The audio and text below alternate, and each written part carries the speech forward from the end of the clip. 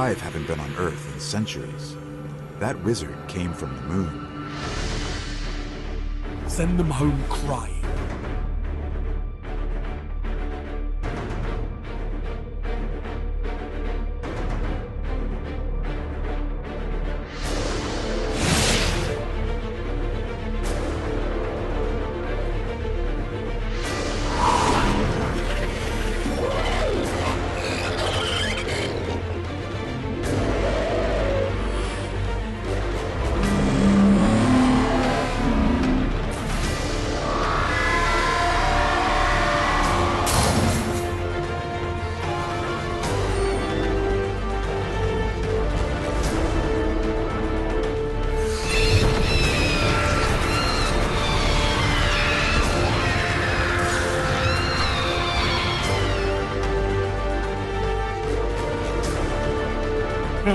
You're crushing them. Omnigul, destroy her!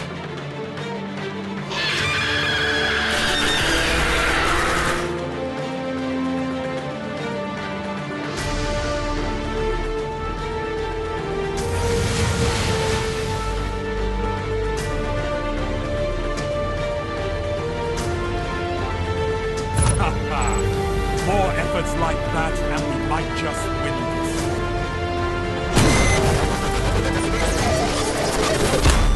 Welcome to another episode of Agents of the Nine, a Destiny podcast. I'm your host, as always, Tim K.A. Trotter. Joining me this week is... Damian Newman. And Mike List.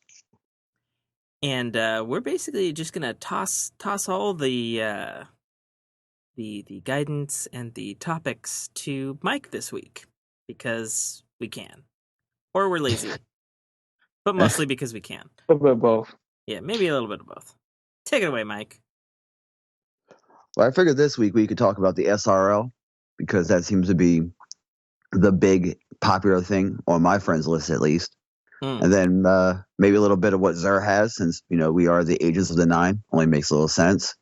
And some Crucible talk, maybe a little Trials of Osiris, and, you know, just anything we can do from there. Just freestyle a little bit at the end. Do it. Okay. So you want to talk? I guess we'll start with the Sparrow Racing League. Okay. I hate it. Oh, get off my podcast. Get the fuck out. I don't like it. Well, here's the problem. You're playing on PS3, so you have that shitty controller, and That's you're true. playing on the worst version of Destiny. So that's your problem right there. Yeah, undoubtedly. So when you get your PS4 for Christmas, like, try it again and tell me it's not glorious. See, I think it's just my personal opinion on racing games. I never liked racing games. I mean, I've done a fair share of races. It's just I don't like racing. Okay, well, I mean, I guess that's fair. If you're not a racing person, No. then I can't hold your feet to the fire, as it were. I mean, I To an can see how it's extent, fun. I'm like that. Yeah. To an extent, I'm like that too. I'll play the hell out of a racing game for like a week and a half or 2 weeks, and then I'm done. That's it. Yeah, I can. Yeah, I'm pretty much over it. But I mean, it's much more fun. I would say, even though it's a Crucible game, it is a more casual Crucible game than any other game modes. It's more like, to me, it's more like a game where you get 5 of your other buddies, you just talk shit, you drink, you know, and you just shoot the shit and race. You know, you don't have to worry about a KD, you don't have to worry about who's carrying the weight or who's not carrying the weight. You just having fun, you know. So Just have to worry about who's in the top 3. that's it. Yeah, pretty much. That's it. And fan blades, and minotaurs, and hydras. That's it. Yeah, No Hydra. Well, I Hell think Hydra. the wrong show. Wrong shit. Speaking of, check out my other show, Rising Tide, a Marvel Cinematic Universe podcast, as I plug the shit out of it in another show. War for Taskmaster 2016. Yeah, Taskmaster. or Symbiote Ward. Symbiote. Yeah, Symbiote Ward. Anyway, I think one of the best things to be said about SRL, and if you're listening to this podcast and you don't know what the fuck we're talking about, that's Sparrow Racing League. It's a racing event that's going on for the month of December, basically. 3 weeks. When's it end exactly? Like the 30th or something? It's it. It's the 30th because that's the day the Iron Banner kicks on. That's right. And they don't, or at least they haven't yet had 2 different public events going on. Well, not like a public event like you find in Patrol, but like I don't know. Are they still called public events? Like, what are they just? I guess they're just called monthly events. Special events. Well, you're talking about the special events, like what Bungie's going to do, like Festival of the Lost and stuff. No, that's something different. That's a special event. What the fuck is? I guess it's just Iron Banner and SRL. I would count that as like a monthly event. Right. Yeah. So that's to happen every month. Right. Exactly. But like I was saying, like one of the best things about it is it's the only mode right now where you can take a full raid fire team, 6 people of your friends, and play competitively. Like it's the only mode that lets you do that right now. Because Bungie is apparently never going to give us custom games. Ever. Not until Destiny 2. Yeah, I don't know. Even then, like, if you look at their whole pattern of, like, we're not doing any of the game modes that we did in Halo. Yeah. You know, I mean, but I don't know. They have, they do listen to the community and change shit based on community feedback. So maybe the bitching will have been, long enough for them to cave in on that. If we're loud enough, maybe it'll change. So, even though you're not a racing person, what could they do for the next SRL, assuming they implement changes into it for the second time around, which we know for sure it will at least be making one more appearance next month in January. What could they do to entice you to play as the person who doesn't like it at all because you're a horrible person? I mean, they're going to make more maps. I get kind of I've done my fair share of races. I've probably done about 15, 20 races, and I've had me by myself, 3 people, 6 people, and admittedly with 6 people, it's really really fun because you can talk shit, you can bump each other. It's just a great time. But by yourself, it is the worst experience in the game. I don't know. I have a pretty good time racing by myself. I mean, I'd rather race with some friends that I can tell them to, eat my exhaust. But yeah, well, I guess that goes back to the I don't like racing games, which makes it terrible. Like I can solo till rank 5 in Iron Banner and be okay. But that's a different type of feel to it, though. See, that's funny though, because like I'm not an Iron Banner guy at all. Oh my god! Like I don't like Iron Banner at all. Like Banner's the shit, man. I like Trials.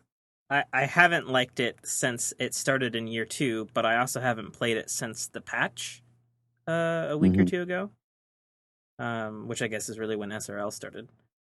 So I don't know if I'm back into Trials again or not, but like I don't know, the balance was off. Oh, I mean, yeah, the Titan thing was a problem in Trials for sure.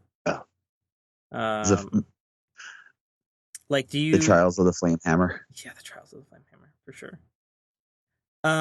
So, like, I don't know. Like, for me, like, SRL is way more than I expected they were going to do for racing. Because, like, I honestly would have been just fine with just, like, shitty little checkpoints popping up on patrols with some sort of multiplayer support with it, Mm-hmm.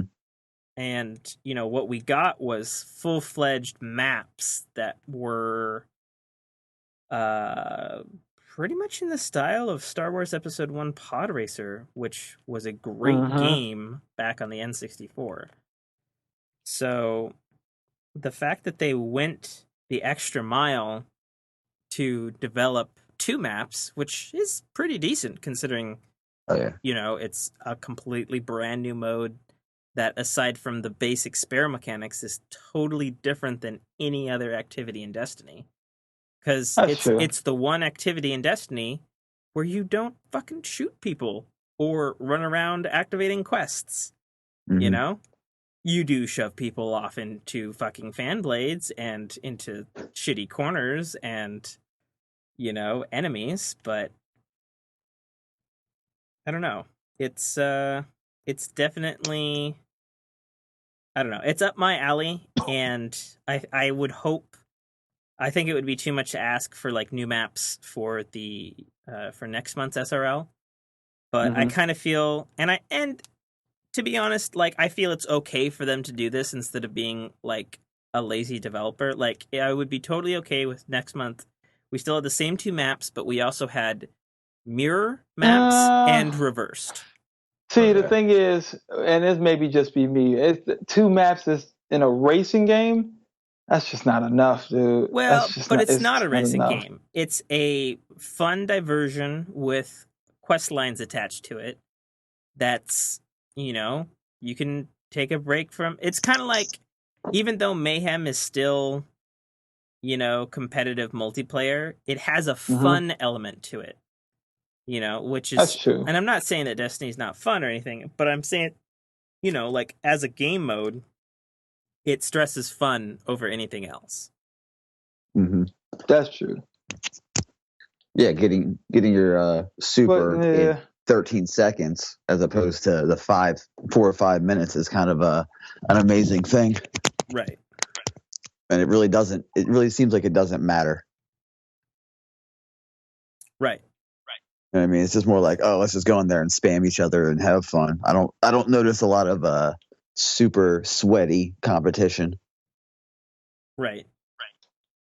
well, I've seen a few. You know, it's just some. I mean, the thing is about MMOs, it's just always going to be tryhards, regardless in every mode. It's just always going to be tryhards. That's just the culture of MMOs.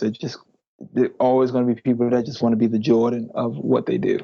You know, so I mean, it's just up to you whether how you take it. You know, whether you accept it or if you just like, I'm not that good. This is not fun.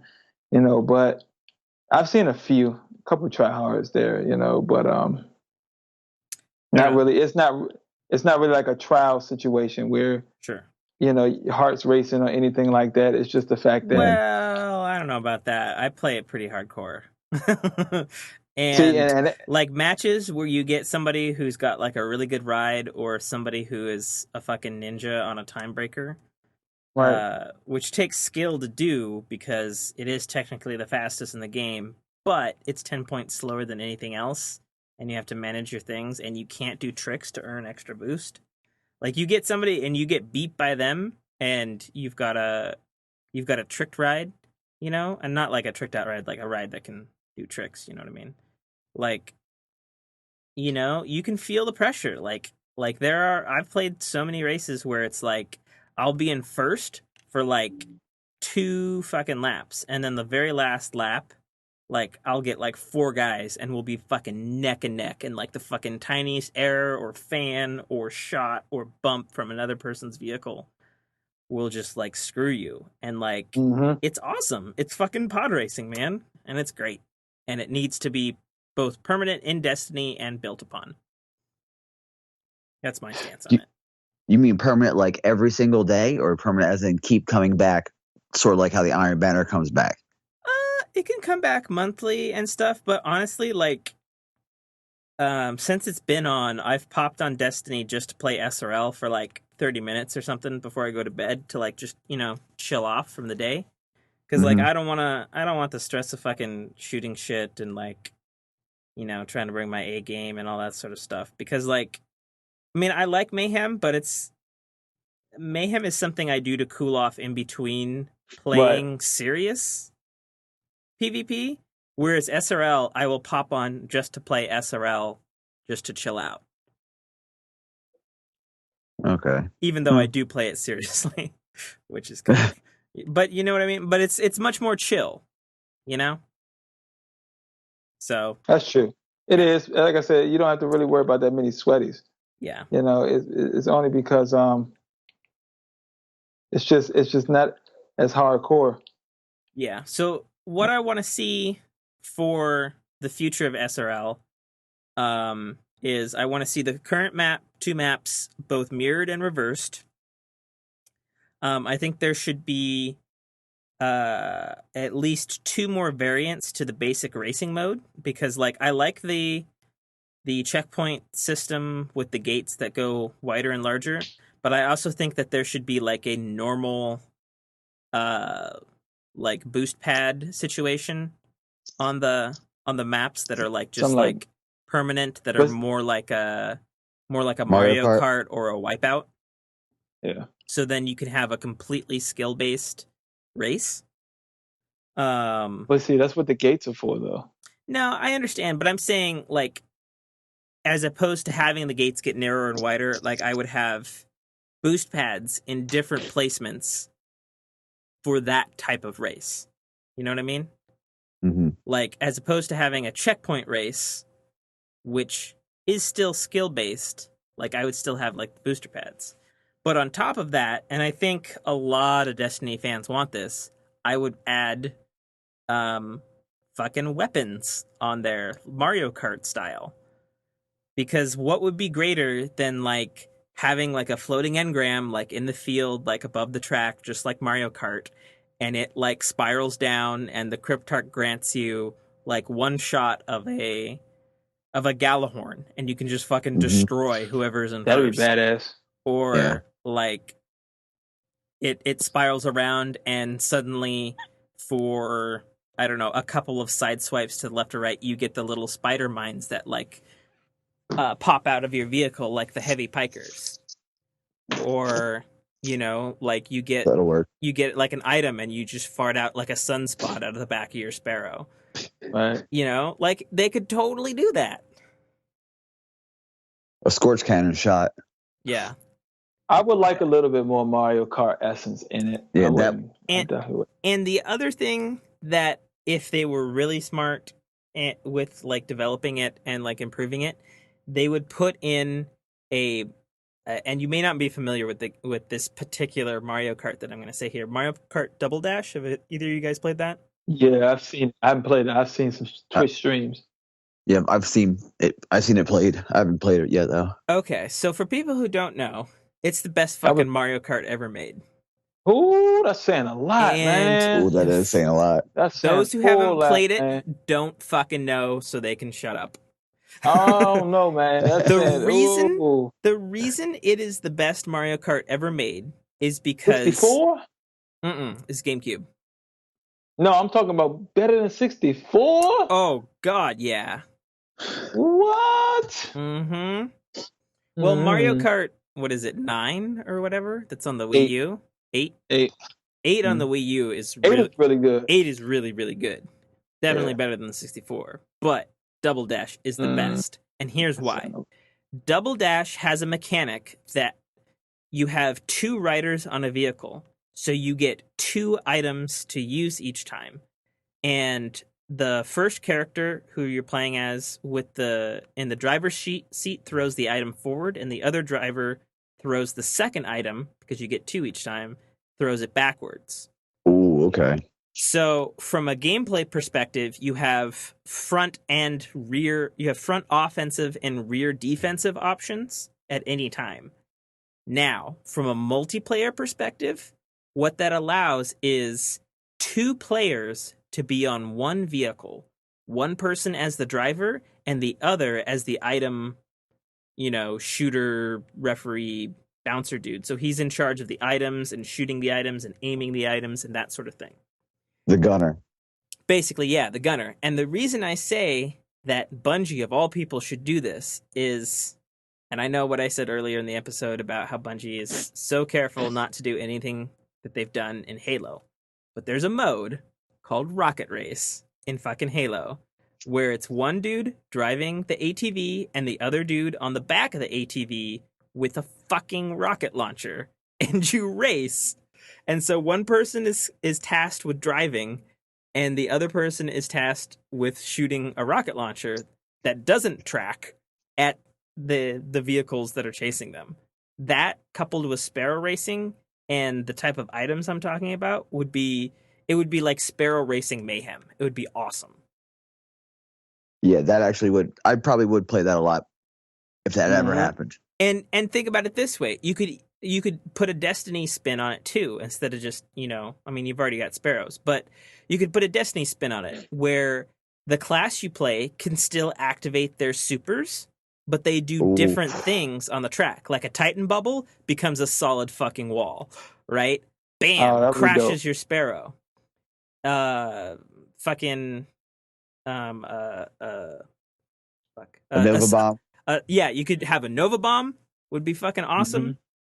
A Sunsinger could, like, I don't know, let's say like lift, like put a fire ramp on the track that like damages the Sparrows but then throws them up in the air. Like a self-res sort of thing. That's what I was trying to go for instead of just the sunspot that I said earlier. Yeah. You could have hunters and they could be like throwing like electric knives or something. Obviously the tether would work just to slow everybody down. Yeah, the tether would work the same way. The Sunbreaker, obviously fucking projectiles of death. And let's see, what other classes am I forgetting? Oh, of course the Stormcaller, he could be, palpatining like fucking Sparrows to like cause them to like be slowed or whatever, or even just like Mario Kart, cause all the other people to become tiny. Yeah, because it's like the thunder, right? Yeah, I just wish it was more interactive. It's like you can just pick up stuff in the middle of the race and just like use it to your advantage. And granted, I understand why Bungie is going the way they're going. It's saying that's Nintendo. We're not Nintendo. We're Bungie. We do what Bungie does. Yeah, but Bungie's been doing everything. Like, they've tried to stay away from everything that they did in Halo so fucking much, aside from the gunplay mechanics. Right. I mean, like I said, I understand that, but like I said, they're not trying to go that route. As if we wanted to be in Mario Kart, we're making Mario Kart. We're Bungie. We're going this route. So right. I understand that. But I mean, I think that Jesus. That having the Vex and like or anything shooting at you, I mean, that's a nice spin. Oh yeah, no, don't get me wrong. I love having the enemies in the field because A, it makes it feel a little bit like Patrol that way, and B, they like actually shoot at you a lot, so they're like actually like a danger. Which reminds me of another great racing game, ironically, actually made by Disney before they closed down the studio, called Split Second. Split Second. Yeah, you know what I'm talking about. Damn, that's why you're my boy, man. That's why you're my boy. I played a demo of that in Best Buy. I was like, holy shit, this game is really good. Dude, I played a pre-release version at PAX with the lead developer. And at the time, my gaming podcast, we interviewed him. It was fucking awesome. Like, that was like my game of the show of like 2000. That was really good. Like the concept of how you can hit a button and it changed everything. It was so good. In real time. Do you know what game I'm talking about, Mike? It's a racing game, probably not. Okay, it shocked me because it was Disney. They had this racing game made by Disney, of all people, and the concept of it was like a regular car racing game, except instead of like power-ups like Mario Kart or boosting like Burnout or like even drifting and stuff, like what you would do is you would earn, I forget what they call it, but basically like the whole core concept of the game was that like you're racing to do like stunts for like some action TV show or some shit. It had like a story or something. But the gameplay was made up of like you'd have these tracks like so let's say you've got a track at the airport, right? Okay. And you're going around a corner and you pass a dude and you drive well and you don't hit anything. You earn some points. After you earn enough points, you'll reach level 1.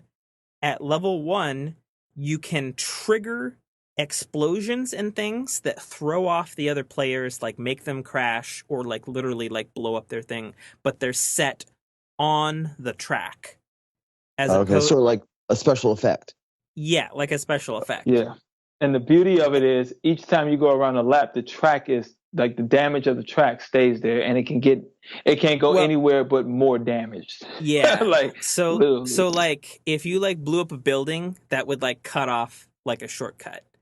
Yeah. There you would keep getting more points and you could like activate new shortcuts, like have a crane crash into a bridge that would like make a ramp with the way that it destroyed it. Mhm. And then when you got up to like level 3, you could go up to 3 levels with it. You could trigger what they called was like a stage destruction thing. Like in this case in the airport, like a fucking plane comes down and like crashes on the runway and like destroys the fucking track you're racing on. And there's like a whole other track like below all the destruction. It was like the best fucking racing game ever. So it's a racing game with destructible environments. Yeah. Yeah, I mean they were like you know, Mildly destructible. they were like set pieces like Call of Duty, like they were the same destructions every time, but they would happen at different points in the race based on how players were doing. And like, I mean, you could trigger things like you could be like racing and then like you could trigger like a wrecking ball to like come in like swinging from a crane and you would have to gauge how fast it was moving so that it just narrowly misses you and then nails the dude behind you. Like it was super creative. So it'd sort of be like opening up a Vex time gate if we wanted to use the Destiny template. I guess. It's more like imagine like anything real time and you like Yeah. like The Witcher. Whatever your decisions you made lingered throughout the rest of the game. Oh, they're coming for you, Dame. I know. Okay. I know. I'm on the run, dude. I'm on the run. And this takes me back to the episode, I think it was Planet Destiny, when Dado had like the sirens behind him. Like, yeah, I'm on the run. I'm on the run. I'm on the run. But no, it's like The Witcher. Like, yeah, when you make a decision, it changes the atmosphere, it changes the setting of the game, and it stays that way. You know, that's what Split Second was. And the other thing to dissuade the fact that it was made by Disney was like it was a realistic looking game. Like it didn't look like cartoony at all. So like the destruction was like really cool looking. That game was so good. I bought that not only for Wii but for on the mobile. Yeah, me really too. I bought the mobile. I have the 360 version, all the DLC. Such a great game. Such a fucking shame that Disney closed that studio. Yeah. They're great fucking developer. So, anyway, yeah, they could do something like that with Sparrow Racing. So, you should get another topic going cuz I could talk about Sparrow Racing League all day. Yeah, you are the Sparrow Racing guy, aren't you? I totally am. Like, I'm down. Bungie, you're listening? Take those ideas. Fucking do that. Please take them. I might actually like Sparrow Racing if you did something like that, even if it was just the 2 players. You know, and they could add like the mechanic of switching the driver and the rider, sort of like how in Borderlands you hold X and you can switch. That would be too, because that way if you had that would be really interesting because then you could be like, oh man, we got this stupid like S tight corner here. I'm shitty at it. Take over, bro. Yeah, exactly. You could add a whole new level of like the whole teamwork, and not to mention that, like if Dame was using his Night Stalker and I had my Defender, and I was driving, we could switch. I could throw my, if they took the idea and you could use your super, like put a shield to protect you from getting hit in the front by the pickups. That would also be another added level. But yeah, I could see that. Nice. That's a good idea. Yeah, take it, Bungie. Yeah, for real. Please. Are you please listening, Deej? Listening to Cosmo? Yeah. Anybody? Seriously, once again, I'm in Washington. Just call me up anytime. Tim would love to come give you ideas. Yeah, no, for real. Full of them. Now would be a good time to pimp the fact that I'm also an author. Buy Tim K. Trotter's book, The Citadel Arrival. Right. While we're here, while Yeah, we're at it, exactly. Well, plug number 2. Hit Yeah. it, Tim. I just did. Oh, that was it. Oh, you want another plug? Give it. There's a Snake game on the App Store called Retro Snake Classic Games that I did the music for and am supporting by pimping it on my show. So check that out. Available only on iOS devices for now, but Dame, the coder, has heard your plea, and he's looking into potential ways to port the code to Android. oh, that'd be nice. Yeah, it would be nice. That'd be I miss I Snake. would like. It is the best Snake game on the App Store. I would like to support, but I think it's the best Snake game on the App Store at any rate. Like, we played all the other ones that were pretty crap, and made a good one. Every purchase right. helps Tim keep the podcast going. Yes, every purchase gives me that much closer to being able to buy something off the 99-cent menu at McDonald's. Nice. the halfway, not the all night breakfast menu, but the dollar menu. Just the dollar menu. So I spent 150 legendary marks on the hard light, and now Zer's selling it, so I feel pretty stupid. I don't feel bad, man. Well, yeah, isn't the one you can get in the kiosk better than the one that Zer sells? No, but that's 280 in the kiosk. It's 280 either way. Oh, well, then I guess it doesn't matter then, does it? Yeah, but it's not, for me it's difficult because I only have a limited amount of time to try to get 200 legendary marks so I could buy something else, to buy something else, to buy something else. So it's not like I have hours and hours and hours to do it. So it's kind of like a kick in the nuts. Yeah, that definitely sucks for your particular predicament. But I bought the Ocuphage Symbiote, so now when I play my Gunslinger, I have 4 shots, which is something that I sorely missed. The Ocuphage symbiote? The Ocuphage. Acleophage. The Acleophage. I like how you say it, though, Mike. Oh, thanks. Oh, that's wow. It. And yeah, the Trials. So what's Trials was what we talking about next, Mike? Trials. Okay, it's not good yet. I haven't. Well, I don't know. Oh, it's good. I haven't played year 2 version. I haven't played year 2 version post SRL big December patch. Wow. But everything up to that, it is not the same as year 1, and I'm supremely disappointed because, and Damien knows this because he was with me for a lot of it. I played the fucking shit out of Trials of Osiris year 1. Yeah, we went to the I went to the Lighthouse first with you and KB, and I was like, boy, you haven't been to Lighthouse? Yeah, let me show you the way. It was the rewards were a lot better. It to me, it meant something more when you went in year 1. It meant a whole lot more. Now I think the way the weapons meta has kind of ruined that. I agree. So which is unfortunate. There isn't really a motivation to go flawless. For what, an emblem? Well, you can still get 320 gear on it. Yeah, but the 320 drops. Yeah, I mean, but still, you get 320 drops without going flawless. What's the point of going flawless? Yeah, that's true. So it's almost like I don't know if they need to find I wish they would have never took the burns off. That's what I really wish. They would have never took the burns off the primaries, and that would at least gave me something to fight for. It's just. Well, I don't know. Yeah, but they did that game wide though. Yeah, taking the burns off. So if they would have took it off and if they would have just left the burns on for trials weapons, period, I could live with that. Yeah, but they'd have to implement some mechanic that would only allow you to use that gun in trials, which would be weird. Yeah. No, I wouldn't say that, because that way that's their way of showing this guy made it flawless. He got a primary with a burn. it's not going to raise the damage unless it's like an arc burn or a solar burn or a void burn on PvE. It's not going to really make a difference in PvP, but it would only help when the night falls. Yeah, it only help when night falls, But then that's another can of worms. Make the night falls better. What's the initiative? Me use night falls, using for night falls, and night falls suck, So. Well, I think the problem is not. Well, I don't know. Do the nightfalls suck? Yes. I don't see. I think the opposite. Okay.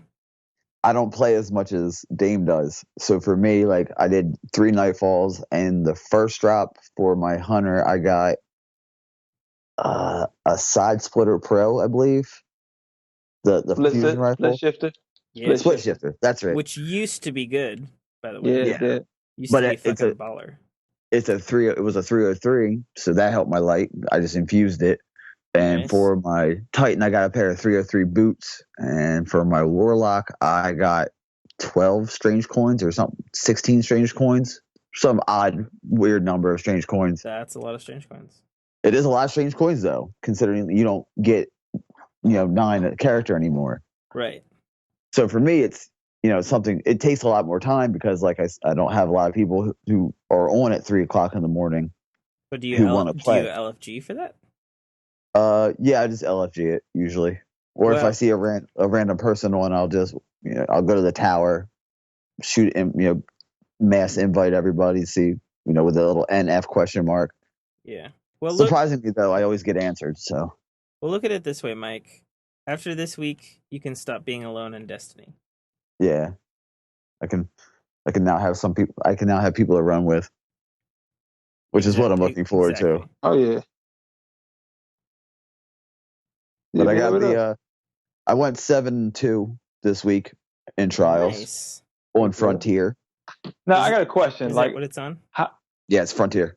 Okay. I got a question. How are the tryhards in the PS3 and what last gen? That's a great fucking question, Damien.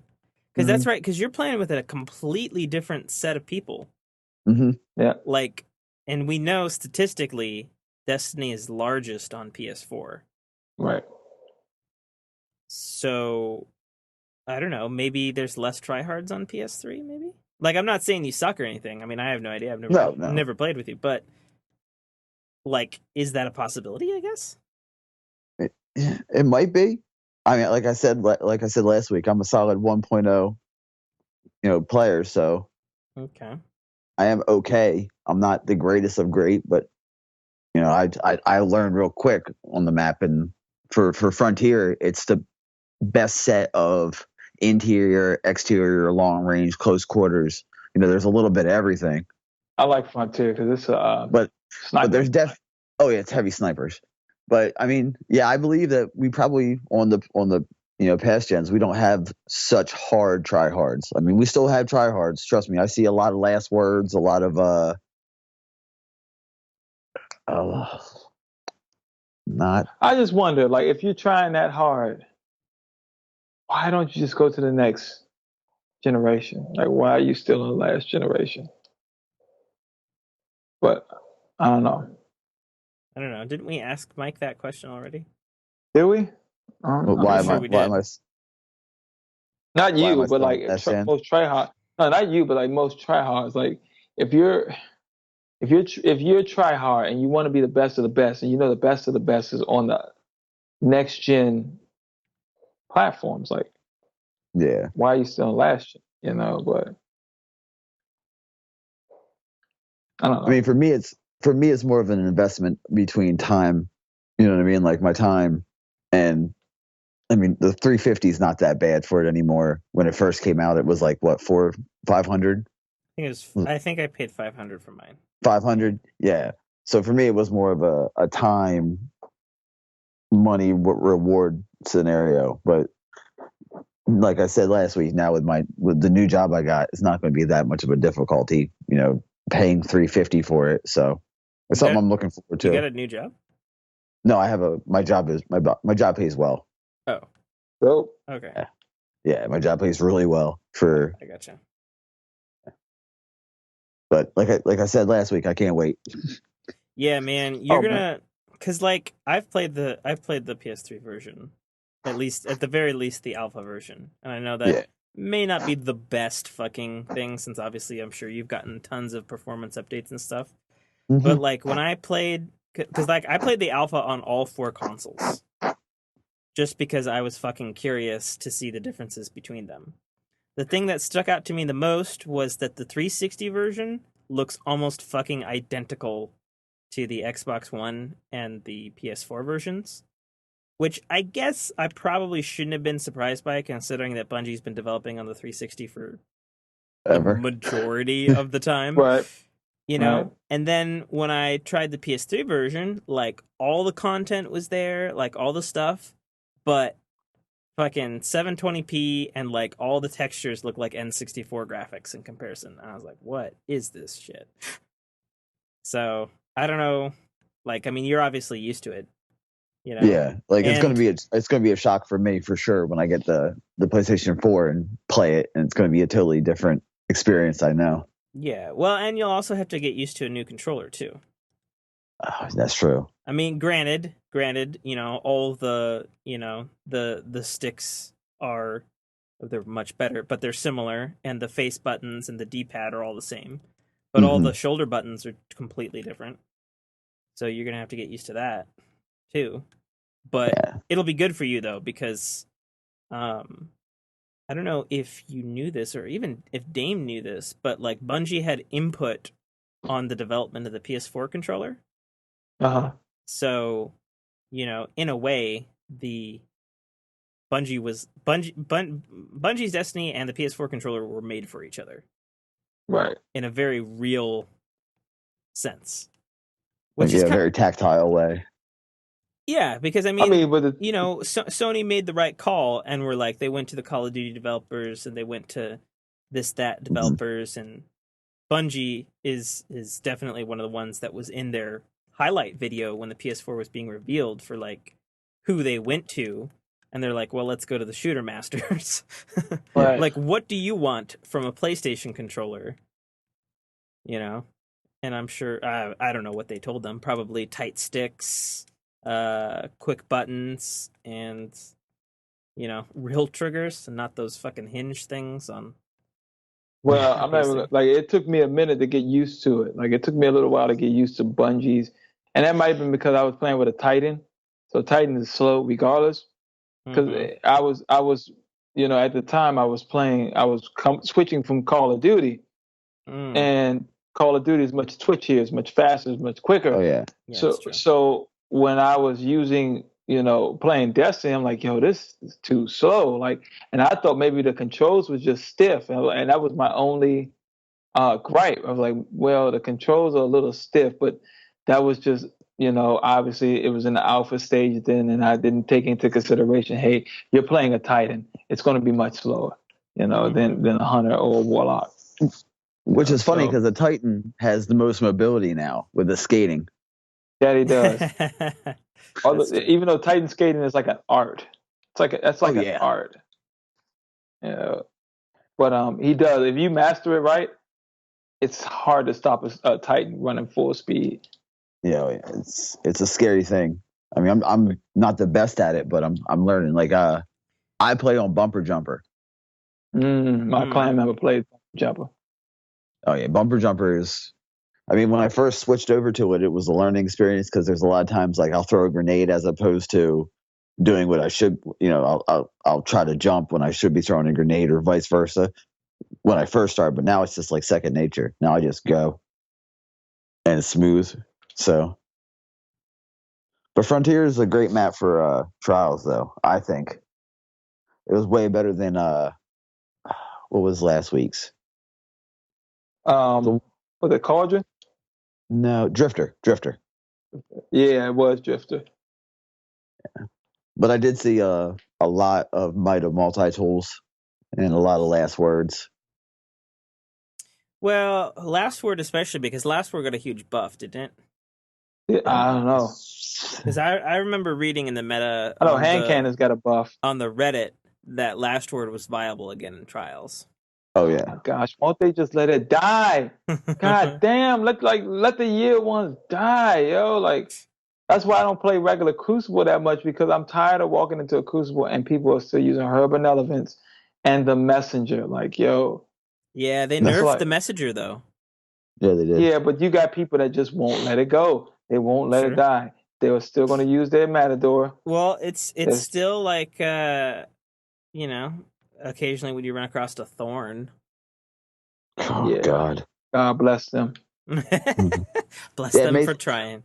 Bless them for you trying. kind of want to send them a message and say bless your heart when you see a thorn Right. come up. Like, oh, bless your heart. You're trying. You're You trying hope hard, they see man. that spike. You hope they see that spike and they go, "Why don't we bring the thorn back?" Because if they ever bring the thorn back, they know 1,000 people would leave. Oh my Mm-hmm. gosh, it'll The be it. exodus would be real then.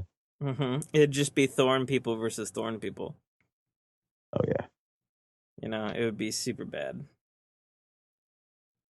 Yeah, man. I mean, I haven't got killed by a thorn and shit. I couldn't tell you, man. Yeah, I know. I haven't been killed by a thorn in year 2. Basically. Yeah, Yeah. I had one that tried. I had Yeah. one that tried. I couldn't even say he got close. He tried though. Yeah. Yeah, for sure. Mike. Now, you're not have you run the raids?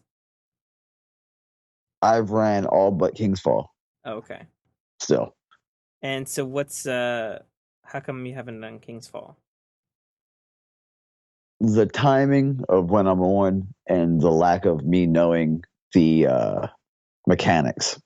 Okay. I've done part of the jumping puzzle. I came in and I did it a few times and then I guess they're everybody and Which they kicked me. jumping puzzle? Because there's a shit ton of jumping puzzles in King Fall.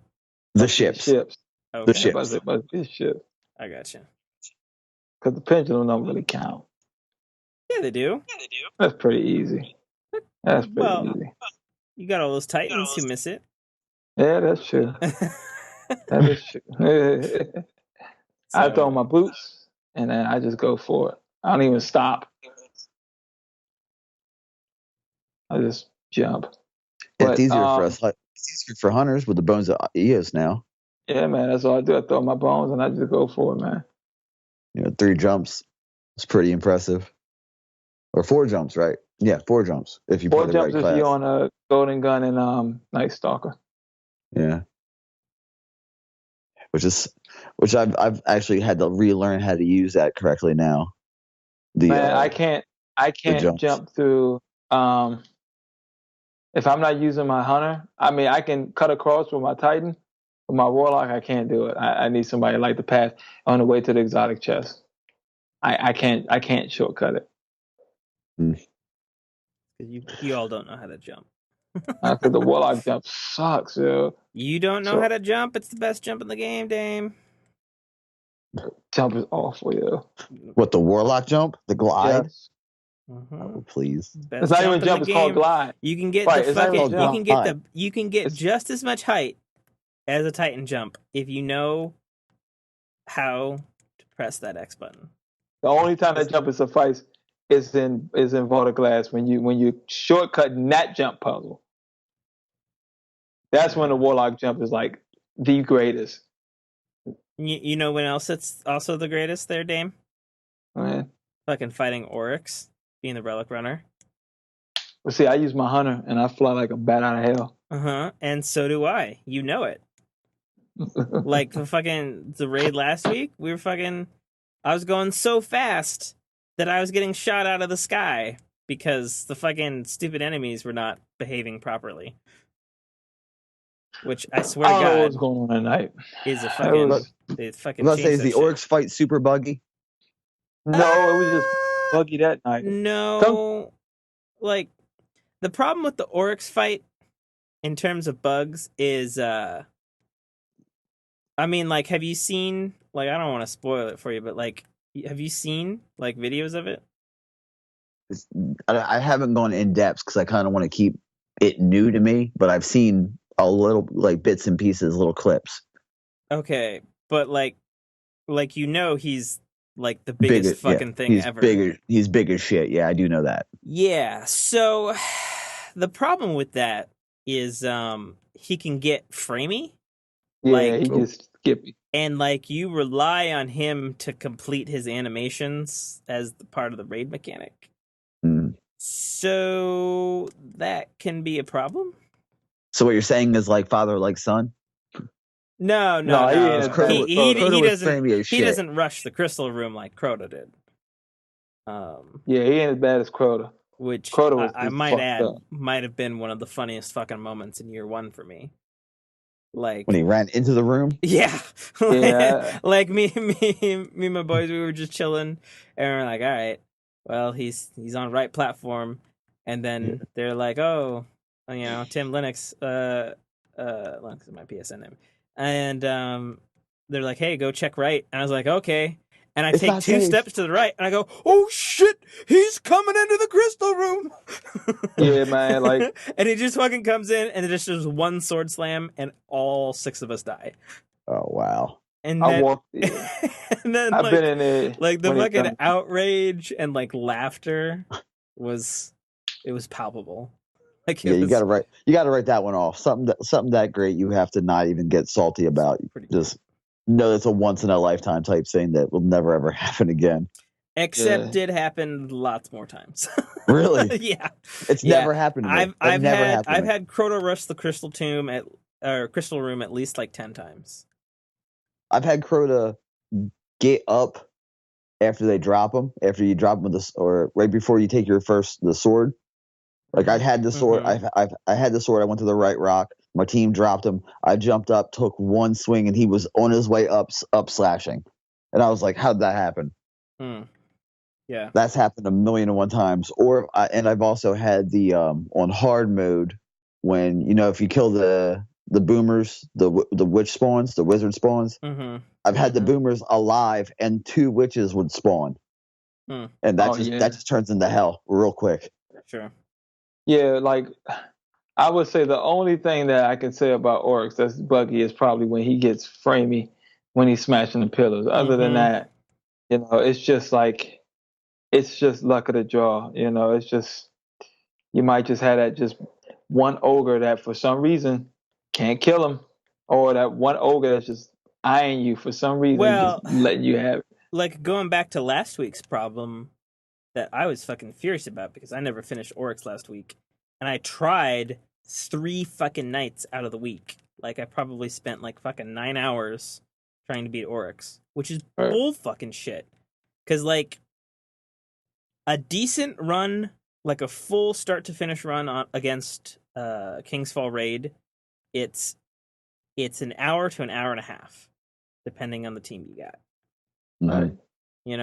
And like every time we get to Oryx, and like I'm typically the relic runner because I'm not good at the other parts, and I have a high success rate of not fucking missing the platforms and like getting it done quick, right?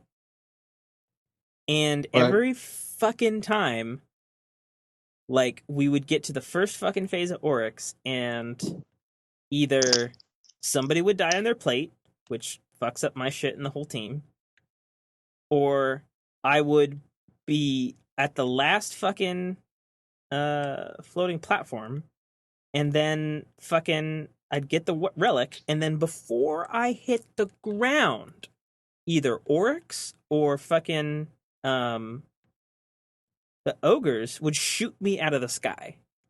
And it's just like the amount of times that I've had that happen to me before last week was 0. And it's like I couldn't fathom what I was doing wrong.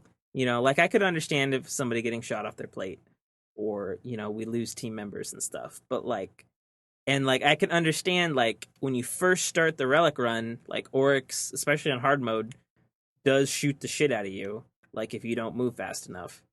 But like at that particular point in the sequence, it was just like, did they fucking change something in the SRL December patch? Like, what the fuck?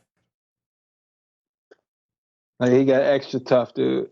I mean, I think it was just one of those nights, because I've had one of those nights in Crota. No. That's not the point, Dame. The point is that it was 3 fucking nights.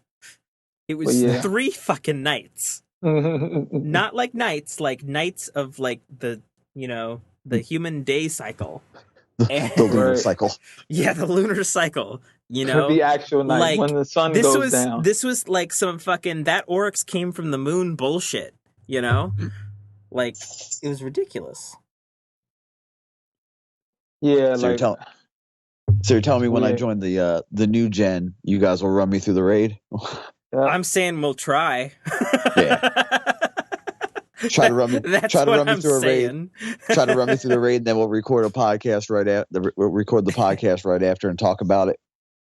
Sure, why not? Since Then you'll have a the- fresh viewpoint on it with. I mean, because they have patched it a lot, But yeah. again, like I think I said in like the 3rd podcast of Agents of the Nine, it's the least buggy raid they've It ever is. released. Well, I would hope 'cause so, there was considering they worked on it for the longest, right? Yes, they did. it was because there was some issues with Photo Glass as well. As good as that Oh was, God. Well, and to be fair, they'd never made a raid before ever. right? So, That was a good first shot. Let's just be considering it was honest. their first shot, like they definitely nailed their objective.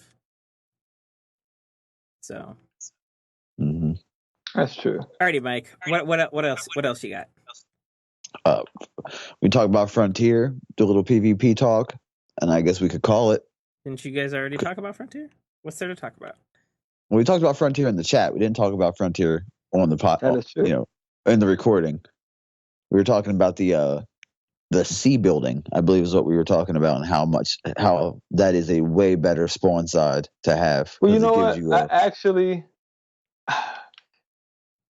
I don't know. It just depends on. It just depends because I actually don't mind spawning either on C or A on Frontier. Mainly, probably because when I start off on Frontier, I got the sniper in the hand. I'm already in my mind. I'm sniping, because I know where the lane's at. I know not where to start off. If I'm on A, why would I run on the train tracks? They're right there waiting on the train tracks. I would go around to B, and try to cut them off that way. But use the rocks. Use the rock. Yeah. The rock. Right. Yeah. Yeah, that's what I use. So it just depends. And if I am on C, then I would cut across to B anyway. I always start off for B, and I'll just go around. Like I said, most of the time they're either going to be in the middle train tracks or they're going to be creeping up, and then I can just go around being cut from behind. Now sometimes they might rush it and try to get the B from the middle before you can. But Oh, take the riverbed route. Riverbed route, or like just be bold, go right on the train tracks, and cut you off. So usually, like if I'm on C, I'm running to B, I'm throwing a grenade right at the open hole of the train tracks, and I'm looking at where the special is on the A side, on the left side. And if you're coming, the garage. If you're coming across, 9 out of 10, you are coming that way. It just depends on how close you are. Whether I switch my sniper, which I switch to my primary, or I stay with my sniper. But yeah, that's usually how I do that. Because a lot of times when I spawn the A side, I always run out of the right garage to where the heavy spawns on the outside rock, and then I try to hold that little area and always look up to that little open area on the train track. And I always seem to get a pick there, and then I always seem to get, obviously the train track is just Sniper Alley. That's what it should be called. Right. That's why I never go that way on Frontier. Yeah, but went 7-2, not very bad. Used my Mercy on my 5th win. Used the Mercy, but I got the Water Star. Mm-hmm. It's a hand cannon, right? Yeah, the little 302. The perks weren't that great, so I just I think I infused it into my Judas D, which is the newest hand cannon I used. It has a relentless tracker, final round, and explosive rounds. So when I play with my Titan, I get a kill. I get the Night Stalker map, which is super useful. The motion tracker. Nice. Yeah, but with my Titan, I don't know why it just doesn't feel right. The sniper doesn't feel right in my Titan with my Titan, so I always run shotgun with that. Because Oh, so what sniper are you using? the Erline, Oh, okay. and yeah, and I have a 1,000-yard stare, but its perks aren't that great. So hopefully next week for the weapon smith, because he's selling the Erline again, I can get a decent roll off that and use it.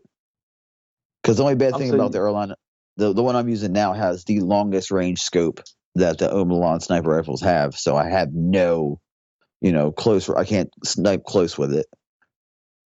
Talking about Eagle Eye. I think it's called something different for the Omelon weapons, but yeah, that's basically what it is. Hold on, I'll look at. Yeah, I mean, I have because if I'm on PvP, I'm usually on my hunter, so I stay with my steel piercer. Like that's my it's called the Condor. NWO. It's the Condor SS2 is the scope I have. Okay. Yeah, because Omelon has the weird type, the names for their scopes. So, but yeah, 172 was great. It was fun. It's a lot harder when you don't have teammates on mic. That's the hardest thing. How far are you getting in trials without people with headsets? I think the closest I got was about where you got, Mike. I want to say 7-2, and that's but it was only one person that didn't have a mic, and she was in our clan, and she was a machine, dude. She was using MITA, and like she's just treacherous at it. Mm-hmm. She's just ridiculous. And what made it even more legit, it was funny because her name is Wicked Lady in PS4. Look her up. She's our clan. She's pretty badass. And I was playing skirmish one day, and I was playing just shooting the shit, playing by myself. And it was 2-on-1. It was just me and her, and we just murdered the other team badly, 2-1, and 2-3, excuse me. And it was me and her literally carrying, just like going in, and I was like, "Yep, I gotta add her." And so we were running trials. But prior to that, me and her, we had ran. She asked me, "Can we run me through a nightfall?" I said, "Yeah, cool."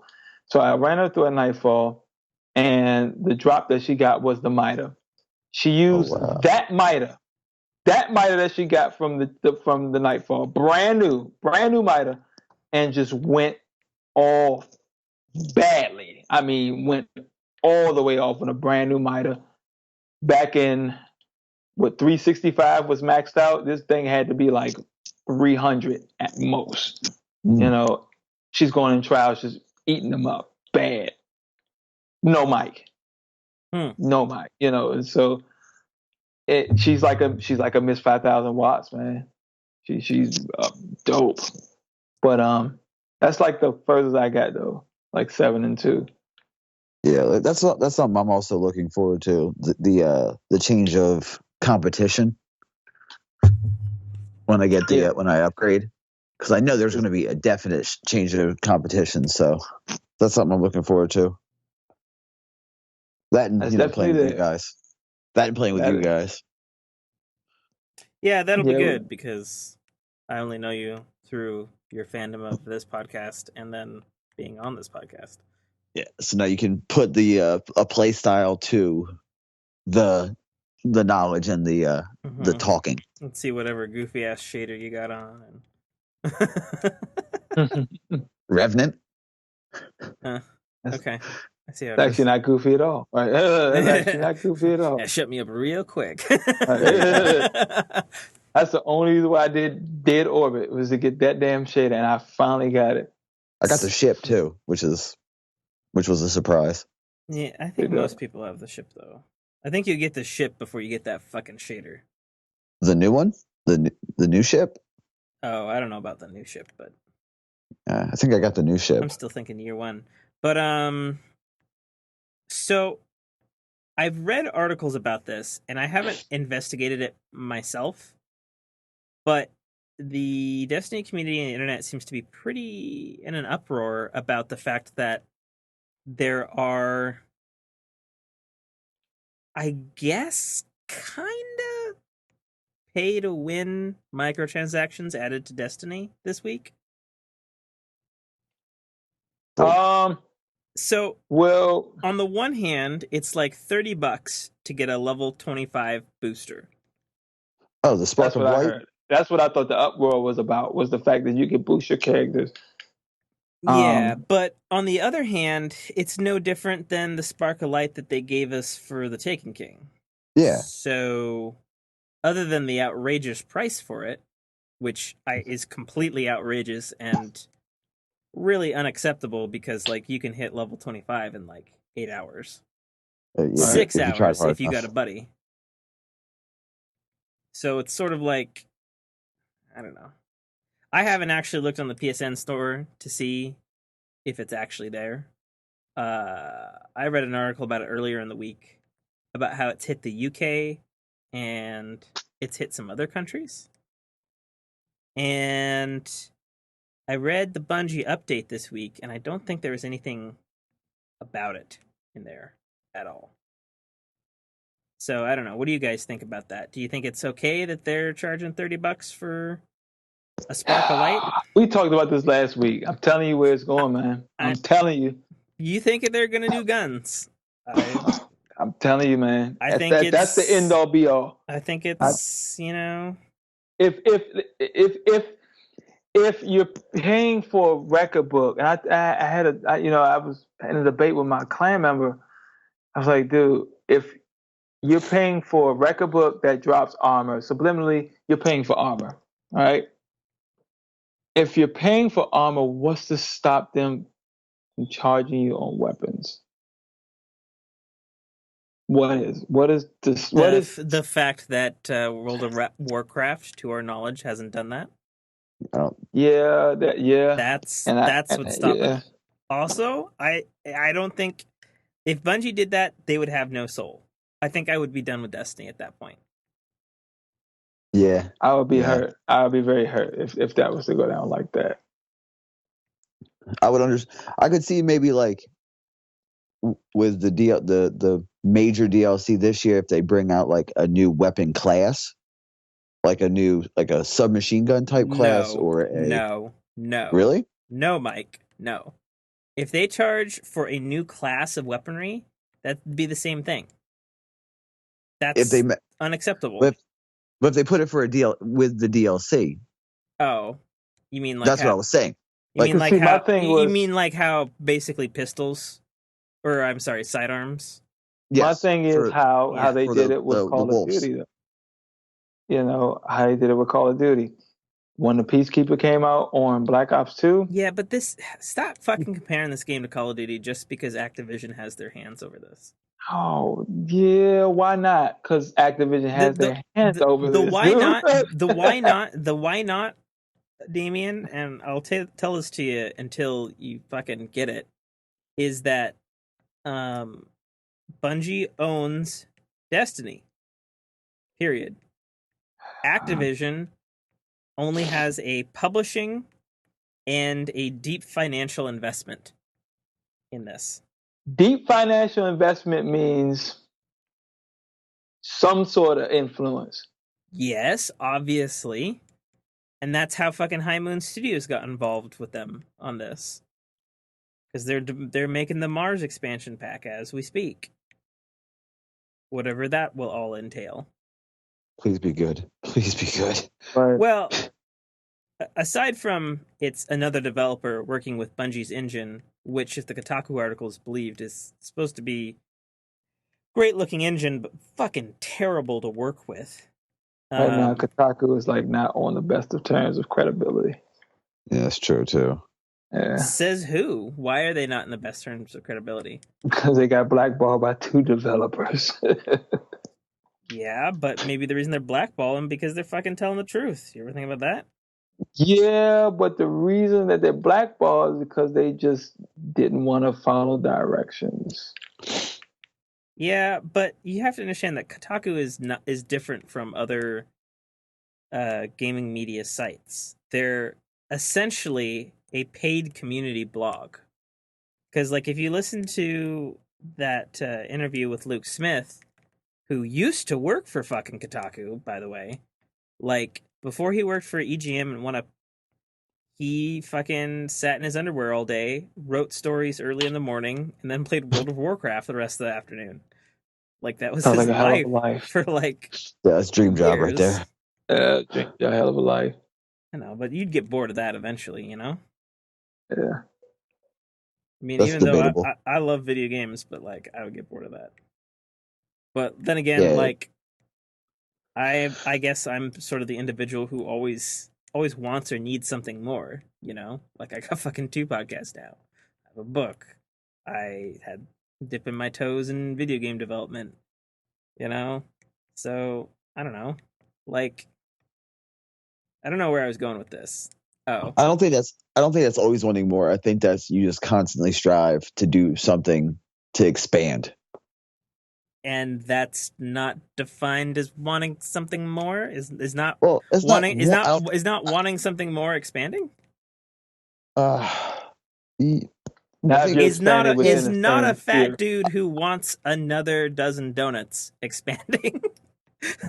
yeah, I mean, expanding your horizons is more I that. get what Mike's Not just talking about.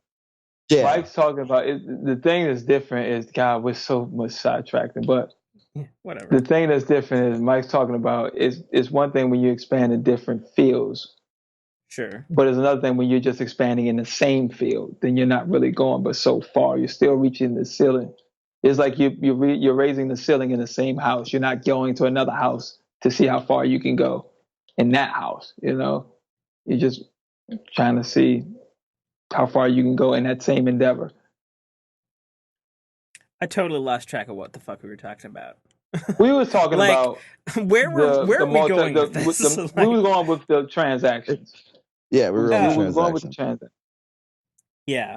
So This, I'm not in agreement with the price, but for the fact oh yeah, that the there price is are ridiculous. for the fact that there's something that's already fucking been introduced into Destiny, technically, you know, like that. I'm okay with that.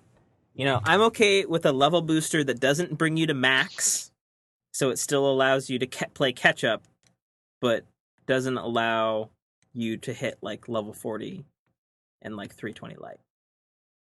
Oh yeah, that would be ridiculous. Yes. I mean, Because I'll be I get, honest, like, even though I would hate myself, I would probably fucking buy a thing for 320 light. So would fucking everybody, though, and it would Yep, break the game. yep, I would. Being that I don't have the time to invest hardcore into it. yeah, but you gotta look at both sides. I mean, and that's the thing. I'm playing devil's advocate right now. Just look at both sides of the coins. For the person like you, Mike, that just don't have the time, that's a miracle. That's the second coming of you getting back in this game. For the people who bust their ass, they don't want to hear that. Mm-hmm. You know? And it kind of sucks we can't live in a world where both things are acceptable to Mm-hmm. people. And, you know, like, there's like, I don't know, because there's no way you can police it correctly where everybody's happy. Like, you couldn't put like a time limiter on it. Like, you play this many hours of Destiny, you can have access to these boosts, because some fucking person would play less Destiny to Mm-hmm. have access to the fucking boosts. You know To what I get the mean? boost. It's kind of like there is a thing in Fable 2 that basically breaks the game. Mm-hmm. And That's exactly what we're talking about. you can like invest money in a bank and turn off your console And it still runs. and it And it still runs. run. Uh-huh. Yep. I'm probably a fucking Yeah. trillionaire in That's a that game billionaire. by now. Yeah. Like, Yeah, you turn it it's gonna back be on, they'll like pass out. it's gonna be like zeros going across the top of the screen or whatever. It's gonna You know? freeze your system. Yeah, basically, yeah. The 360 Yeah. can't handle it. Doesn't have the Oh, RAM. no. But it's like, It'll red light instantly. no, not my 360. I got Eh. a Halo 4 360. All Oh. sleek and slim, all badass. All sexy and shit. All quiet. Oh, Well, super quiet. Yeah. in comparison to the old one. So yeah, I don't know. I just wanted to bring it up because, like, I don't know if you guys heard anything else about it. Well, no, I think that's the terms of big uproar is the fact that um, you can pay to have, to jump automatically to 25. But technically, You know? you can do that if you buy the Taken King. Yeah. Yeah, It's the same thing. which I didn't see. I didn't see what the up. I mean, In fact, the I Taken didn't King is more understand it. value than that fucking. I just saw it fucking as, hey, you didn't get the Taken King when it first launched out. Here's 3 different pieces of stuff that you can you get your level up quicker. That's what I saw it as. If I'm starting a new character, all right, and I want to say I got a thing, Titan Dame. male, I want a Titan female. I got the thing, Dame. Hmm? The thing, the glowy thing. Oh, you got it? Yeah. Screw you. Are you still after it? Yes, I am. What? Full disclosure to the podcast. But I got a bad juju at 310. How about that? Full disclosure to the podcast. I've totally checked out this week and I'm playing Destiny and recording a podcast, which is something I told myself I would never do on a podcast that I fucking make because I hate it when other people do it. What's happened? But it's fucking happening, so just get over Dame's it. a bad influence. Dame is a horrible fucking person. That is not true. And he's seduced me to the dark side. Yo, am I the only one? Side note, am I the only one like that roots for the dark side? When I see Star Wars, I'm like the only one in the movies. No. Like, Fuck no, I root for the dark side. No, hell no, dark side cool. all day. Because there was a girl that was clapping when Finn like strike. Oh, shut never up! Mind. Watch it. Never mind. Shut up! I We're forgot. Mike didn't see it. Spoilers. I forgot. We're both on a podcast. I forgot. And he hasn't seen it. But But there was something that happened. Okay. So check this out. What is up with the fucking drops where I can get an Arc Flayer mantle, which is the fucking special, most badassest hunter class cloak you can get in Destiny right now, on my Warlock? Like, what? Right, and I'm on my hunter, and that's what I wanted it for. I got the void. Oh. I got the void one. I don't have none. How about that? Really? I have none. I got the void one, and I got the special arms for the restorative mine. Dude, the ones that have like the wispy. So things off of them. check it out. So I got on my Warlock. I have the Devouring Maw, the most sought after helmet in the game, and arguably coolest helmet. It's the one with the fucking. It basically looks like an exotic, but it's legendary. Looks like you put a shank on your head. No. Well, I mean, it looks a little bit shanky, but it's the one that's got like the electricity and the pipes pulsating through it, so it looks really, really badass. I have the raid helmet. I have the Theo Scion Vibrace gauntlets, which I think are the coolest gauntlets in the game, which are the Harpy gauntlets. And so I've got like little wavy tendrils and shit. Yeah, that's what I have on my Warlock too. The ones that have like little wisps coming off the top of them. Mm-hmm. Yeah. Yeah. Good man. Good man. So such cool gauntlets. I'm about to say, do you guys have all three classes? Yes. Okay. Yes, we do. Okay. All right. I'm about to say, because I didn't want to say anything and have like one of you guys go, I only play Hunter or I only play Warlock. No, I mean, I like all three classes. Don't get me wrong. But at the end of the day, Warlock Master Race. That's a lie. Yeah, that's a lie. So you started as a Warlock, Tim? Because this was a topic I wanted to bring up, but I was kind of like, we could just chat this one. But since we're on it, let's just bring it up. What did you start as? Technically, if we're counting Alpha, I went Titan. Okay. Yeah, me too. I went Titan. Me too. And then I went Warlock. And I liked Warlock more than Titan. And then, because there's really nothing else to do in the Alpha, I went Hunter. And my first thoughts for Hunter was, man, that Golden Gun Super sucks. But then again, the Alpha only had one subclass. So yeah, that is true. You know, I went Dane, what Titan did you do? all the way. I did Titan all the way until House of Wolves. in House of Wolves, I started to get more serious in PvP.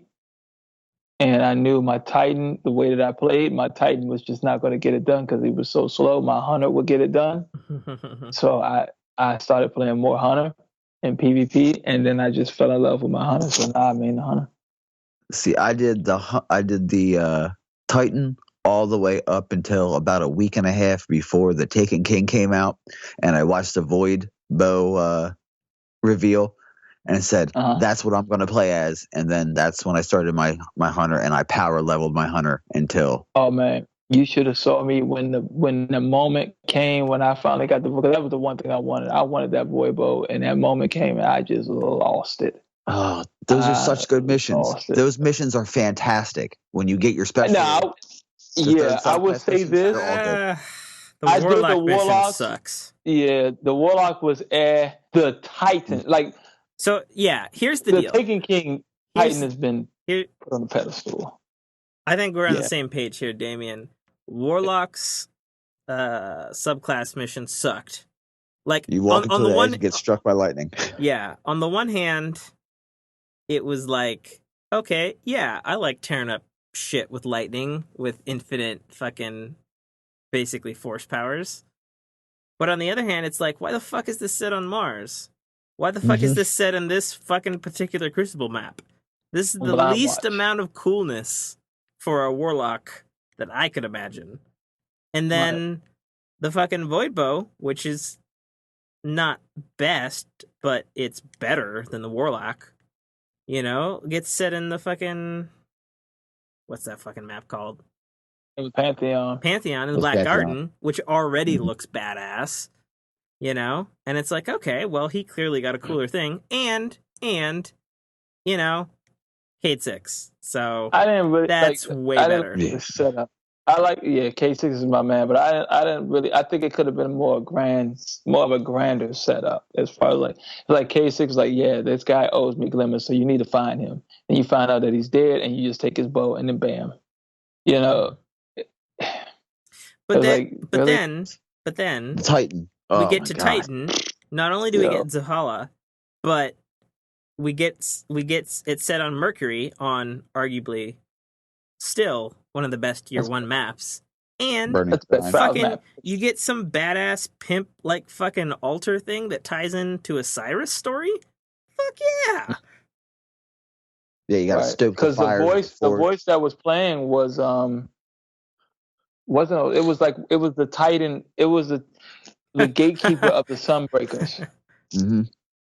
You know, but that whole story, that whole mode was set up brilliantly. Like, you heard this voice playing within you in the Titan, you know, and you go up to the altar in the front of the burning shrines, and she's saying, grab the hammer, embrace your destiny, and stuff, and then you just hear that ting, and then you just go off, you know, like.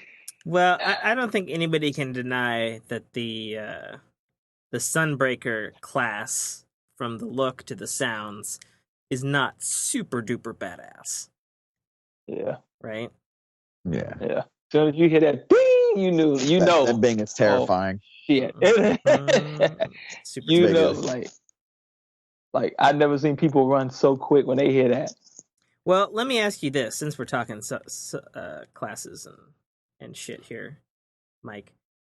Mm-hmm. What, if any, do you think will be the fourth subclass? Like, what type of like element or like sort of base ability do you think it will be, and what do you think it will be for each of the races or classes or whatever? I mean, there might be that's real rough, because you can't say light and dark, because, you know, if you have a dark class, you're basically embracing the darkness. And I can't say light like as an element, because that's exactly what Guardians are anyway. They're beings infused by the light of the Traveler to get your powers. So I mean, they might do like maybe a healing type class, or like an absolute buff, like all they do is buff their team class. Maybe. I don't think anybody would realistically want to play that. No, no one would. No, but Like, I mean, mean, it's I could see it for raids, but ice. like, Maybe ice. hmm, Considering they might yeah, get like Europa. yeah, that's true. That's ooh, yeah, 'Cause- okay, I can get down with that. With a frost grenade. Now that's more Yeah, of like a Yeah. support class. A an frost ice Well, wall grenade. that's that. grenade. You're thinking Mm-hmm. typical RPGs, Dame, where ice can be like healing and support and shit. Mm-hmm. Okay, so then what do you think the subclasses like? What would their supers be for each of the classes? I mean, if you're gonna If we're hypothetically saying ice, hypothetically, With the I mean, hunter, um, shit. yeah, that's a tough one, right? Yeah, with the hunter, Because I would say you they, have with the Titan easily like a ice shield or something. you think another shield? Really? Well, yes, forgot. I'm thinking Halo right now, and that was the first thing came up. Well, for us, I don't know, man. That's rough. Maybe a Warlock, Ice Storm Super. I don't know, man. I'm thinking Mhm. straight MMO or like World of Warcraft, Okay, so Diablo. here's what I'm thinking. If hypothetically it's ice, so super for the warlock, he freezes himself in like a fairly like a Titan bubble size ball of like ice spikes, and he can roll around like you control it, like it's on a timer or whatever. You control it, and like whatever you hit, you either insta kill or freeze. Okay. For the Yeah. Titan, I think we get like a whirlwind uh like thing, but like let's say it's stationary so you don't like move, but you're like throwing out like huge like ice spears or something in like random so directions. that's what I was going to say. An ice spear for the Titan because it sticks with the whole weapon motif that they have. Well, they only have a weapon motif for uh That's true. Just just the the Sunbreaker. fire. If anybody's got more weapons, it's It'd the be fucking hunters. hunter. Yeah, the Yeah. hunter I'd believe like an ice spike or something. But what Mhm. I was thinking for the hunter was like if like for like an area, not like a whole map or whatever in like PvP or whatever, but like if just like an ice storm like happened and did like minor but decent damage over time, but like it's sort of like a riff on the invisibility, so it's like a certain like I'm thinking about it in PvP terms because obviously that's Mhm. what they would balance it against is like an area of the map, say like a quarter of the map or whatever, just gets covered in like an ice fog, which makes it so none of the other players can see you, and the hunter gets like I don't know, like a hunter sense or something, so he can see the enemies and they're like mildly damaged, like over time for the duration of To to the play thing. off that, if you took like the quarter of the map, just like your idea was, and it obscured vision a little bit and took away the Mm-hmm. viewfinder, the motion tracker, like the chaff went off, like, Yeah, that'd be good and because not give the hunter like the not the X sort of like relentless tracker, mhm. but like a heat sense almost. Yeah, that's what I was thinking too. Yeah, yeah, like the Yeah, predator. mm-hmm. That'd be Hmm. awesome. Yeah, that would be good. That would be good. That's a good one. I'm still thinking, dude. I'm like, I'm in the love, but ice, that's such a hard. That, I mean, that's such a because hard in the element. tower on the side where all the boxes are stacked up under the steps under the stairs, there's Uh-huh. boxes of coolant with the Umlan symbol on Which them. which part of the tower? We're in the tower right now. Oh man, Mm-hmm. I almost want to turn on and run and just see if I can find it real quick. Right I know I wing saw it or left wing? Ship going towards shipyard or where traveler? going towards where the speaker is. The first I think stairs there, or the one the tall area there on the left? Yeah, I think that's where it is. Okay, I see. There's I see it's a an Umalon staircase and a soccer ball. I see no coolant here, so it must be some other place. Check up the stairs. Just Yeah, seeing it's got I remember Umalon stickers. it has an Umalon symbol on it. It says coolant, I believe. Caution, coolant, warning. I'm looking at a thing, and it's got Hawkeye and Umalon stickers on what looks like Hawkeye looks like a milk crate, and the Umalon looks like cocaine bricks. It's just in Omalon sells cocaine cocaine. bricks. That's the new subclass. Crack The heroin addict. subclass. A speed class. Speed class. That's fucking funny. But see, yeah, speed class. Yeah, speed class is funny. It's hilarious. That'd be a good one. So yeah, I don't know. Like for me, I'm still a proponent of them having like. How about we jump out the box to the left? Have like a time class where you can control time, telekinetics, or anything like that. Something to deal with the Vex. Say like the hunter. Let's say the hunter got something from the Vex. Just like like when K6. Like, how do you think the hunter got his cloaking? You know, let's say how he got the void. He got it from somebody else. You know, the hunters got their void bow from taking it from somebody else. What if they stole how to maneuver time from the Vex? Now they have something where you can maneuver time. And one of their supers is when they hit something, like they hit something and opposing guardians in like PvP slow down. A time dilation. Time dilation or something, and a grab, like their weight slows down. They can't double jump. They can't move around, like look to the left as smoothly or as quickly, and you just eat them up. Now that would be a hot support class. Like a repulsing area, like a sphere. And the grenades that they have would be like an EMP grenade or a time setting grenade, something like that. Yeah, I could see that. I mean, I don't have it nailed down in my head specifically for which class, but I could see it. Because, like, here's the thing. Like, in multiplayer, having anything that, like, does thing that changes time, like, the only way to do it is to either have a small area effect or to do it for everybody, which would piss everybody off. Oh, yeah. Like I said, teammates included. But in terms of, like, time abilities, like, on a super, if we're going to go for, like, a time subclass, I could see, like, I don't know, maybe, like, a Titan or a Warlock, like, opening, like, a hole in the ground, and then, like, you just like sending enemies back in time or whatever, and they're just like instantly just gone. You know? Yeah. It'd be like a black hole super. Yeah, like a black hole super sorta. Actually, I could see that for a Warlock, black hole super, and they just I was thinking of it like a Titan, like he smashes the ground, and then like a hole, like a Vex time portal opens up in the ground, but it like sucks shit in. You know? What about a water class? Like a water element. I thought water That'd be class. Interesting. Every time I think water class, I immediately think of like water benders from from Airbender and Legend of Korra and stuff, which would be fine. I just don't know.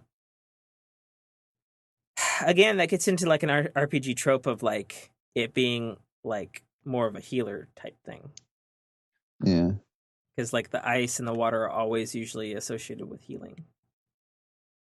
I mean, that's true. Or like Dame said, we can go way left on this, and each of the classes takes on an aspect of one of the enemy races. Like the Titan would take like an aspect of the Cabal. The Hunter would take the Hive or the Vex, and the Warlock would take the Hive. I think the Warlock. I think the Warlock would take the Vex, and I think the Hunter would take the Fallen. If we're going that route. You know? That's true. I can see the Warlock as I can see the Hunter as Fallen and the Warlock as Vex. Only because the Warlocks are scholars and they want to learn everything. The only reason why I would see like the Hunter as a Vex is they have that ability to just like take a certain weapon from that class and make it theirs, or a certain aspect, you know. They never talked about, and that's another thing. I mean, I guess we're going into the lore right here, but that's another thing. They never show how. They talked about how Keeping K6 said, "How do you think the hunters got their cloaking?" They showed how the hunters got the void. They never talked about how the hunters got their solar. Mm-hmm. You know, which would be very interesting. Same thing with other classes. Well, I would imagine, and I'm not looking at lore right now, but I would imagine we could probably do some research on Ishtar Archives. And something about the golden gun that is used, if you notice, is the model of... Isn't it the model of the Hawkmoon? Like when you pull it out? Yes. Yeah, it's very similar. It's either the exact... model of the Hawkmoon or the model of the Last Word. And we know now that the Last Word and Thorn and there's a third gun. The first Ace curse? of Spades. I think it is. Is that right? I would say Ace. I would say the Ace only because that's K6s. No, but I'm talking about the lore of the dudes who were like shooting each other, and they were like like cursed their guns or some shit. Was it the Thorn? Yeah, well, I said Thorn, alright, but it was Thorn, Last Word, and I think it was the first curse gun. Might have been. One of the I don't have one of the new guns. guns. So I don't one of the know. new guns. Yeah, I don't have the grimoire for that, so I don't know. But like they complete like a cycle of like sorcery and shit. So I don't know. Like probably, I don't know, maybe the warlocks like cursed a hunter or something. I don't know. That's how they got the... I don't know. That's a guess. I'd have to look at the lore to like find that shit out. Might be. But yeah, I mean, they have so much lore anyway. Either way, like a water class could be cool, an ice class could be cool, a time class could be really cool. A mind? A class based on the the different races, that would be cool too, Yeah. Or I guess really what I'm saying is subclasses, not classes. But like maybe like a...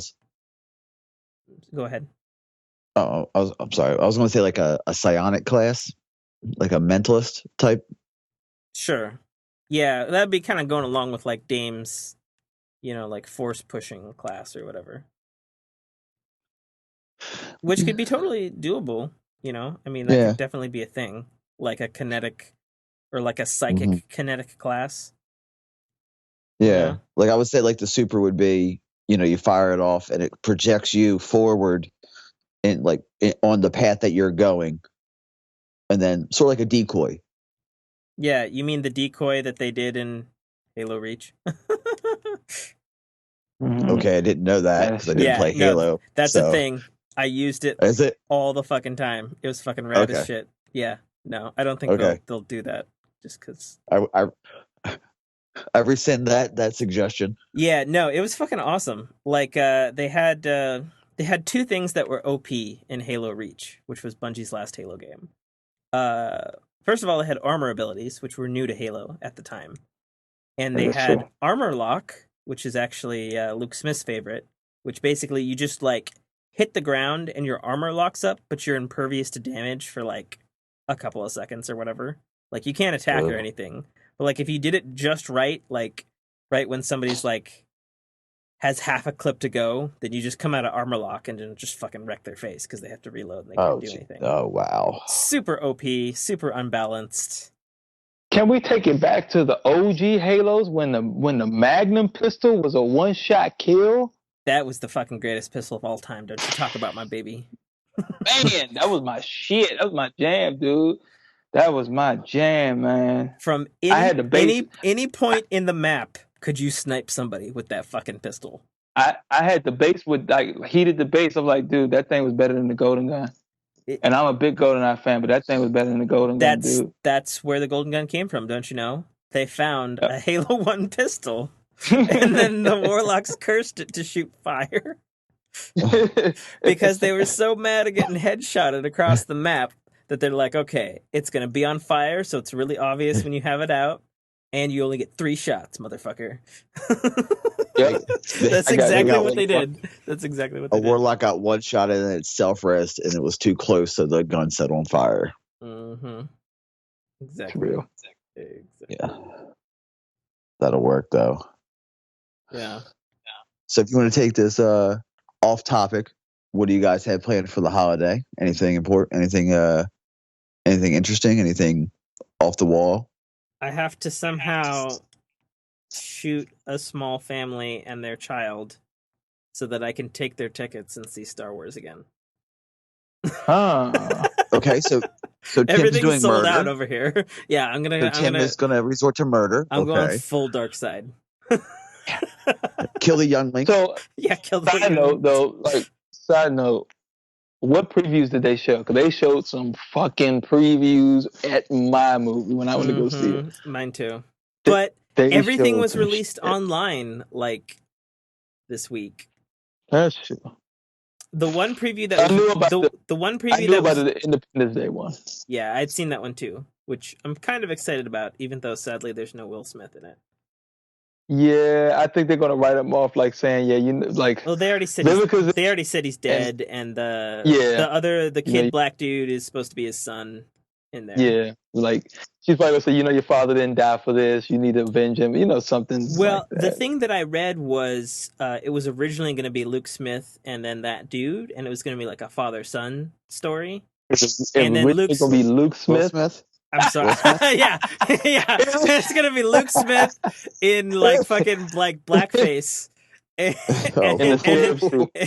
In the scarab chip. he won't have slimmed down. He'll still be wearing that fucking cardigan that he's always wearing. Like Right. oh god. Let me rephrase good. that. So it was going to be Will Smith and his son in Independence Day. And then Will Smith and the other movie After Earth, which he did with his actual son, that bombed. Yeah. So he wasn't ter- in any hurry to do any movie with him and having a son in it, whether it's his own or otherwise. Plus, he's going to be in Suicide Squad this year. So Yeah, but they shut that a while ago. yeah, but still. That doesn't mean anything. Eh, Movies don't shoot forever. You can shoot multiple I movies know. in a year. Yeah. I'm happy about Suicide Squad not being. Oh yeah. As mad as everybody else was about Jared Leto being Joker, I think he's going to be a good Joker. I hope so. I mean, I just really hate that look. That fucking. Do you? Yeah, I hate the gangster look on him. Like, I mean, I get it. I totally get it. But it's like. It's just not Joker. You know? Like, because the gangster look for Joker was reserved for the Jokers with a Z in Batman Beyond after the real Joker died, and it became some fucking like bullshit joke to be a joke. Batman Beyond. Well, Oh, you're my boy. You're my boy. High five right now, Mike. That's High what five. I'm talking about. Yeah. Hell yeah! And then the Return of the Joker movie. Mm-hmm. Yeah. Yep. You know what's up. With Luke Skywalker as the Joker. As the best Joker. Person. He's the only person I ever want to, when the Joker opens his mouth, it's his voice I want to hear. It's true. Him and him only. Mm-hmm. Him and him only. Well, he does the Joker voice when he does the trickster on Flash. Yeah. I was telling you that, Dame. Yeah. It's legitimately that. Yeah. I think Nate, you and Nate that said that, wasn't it? Yes. Yeah. Yes, it was. Like Mark Hamill's the man. I actually liked him. I like him better as the Joker than Luke Skywalker. I know it's blasphemy. Well, that's because he's been the Joker longer.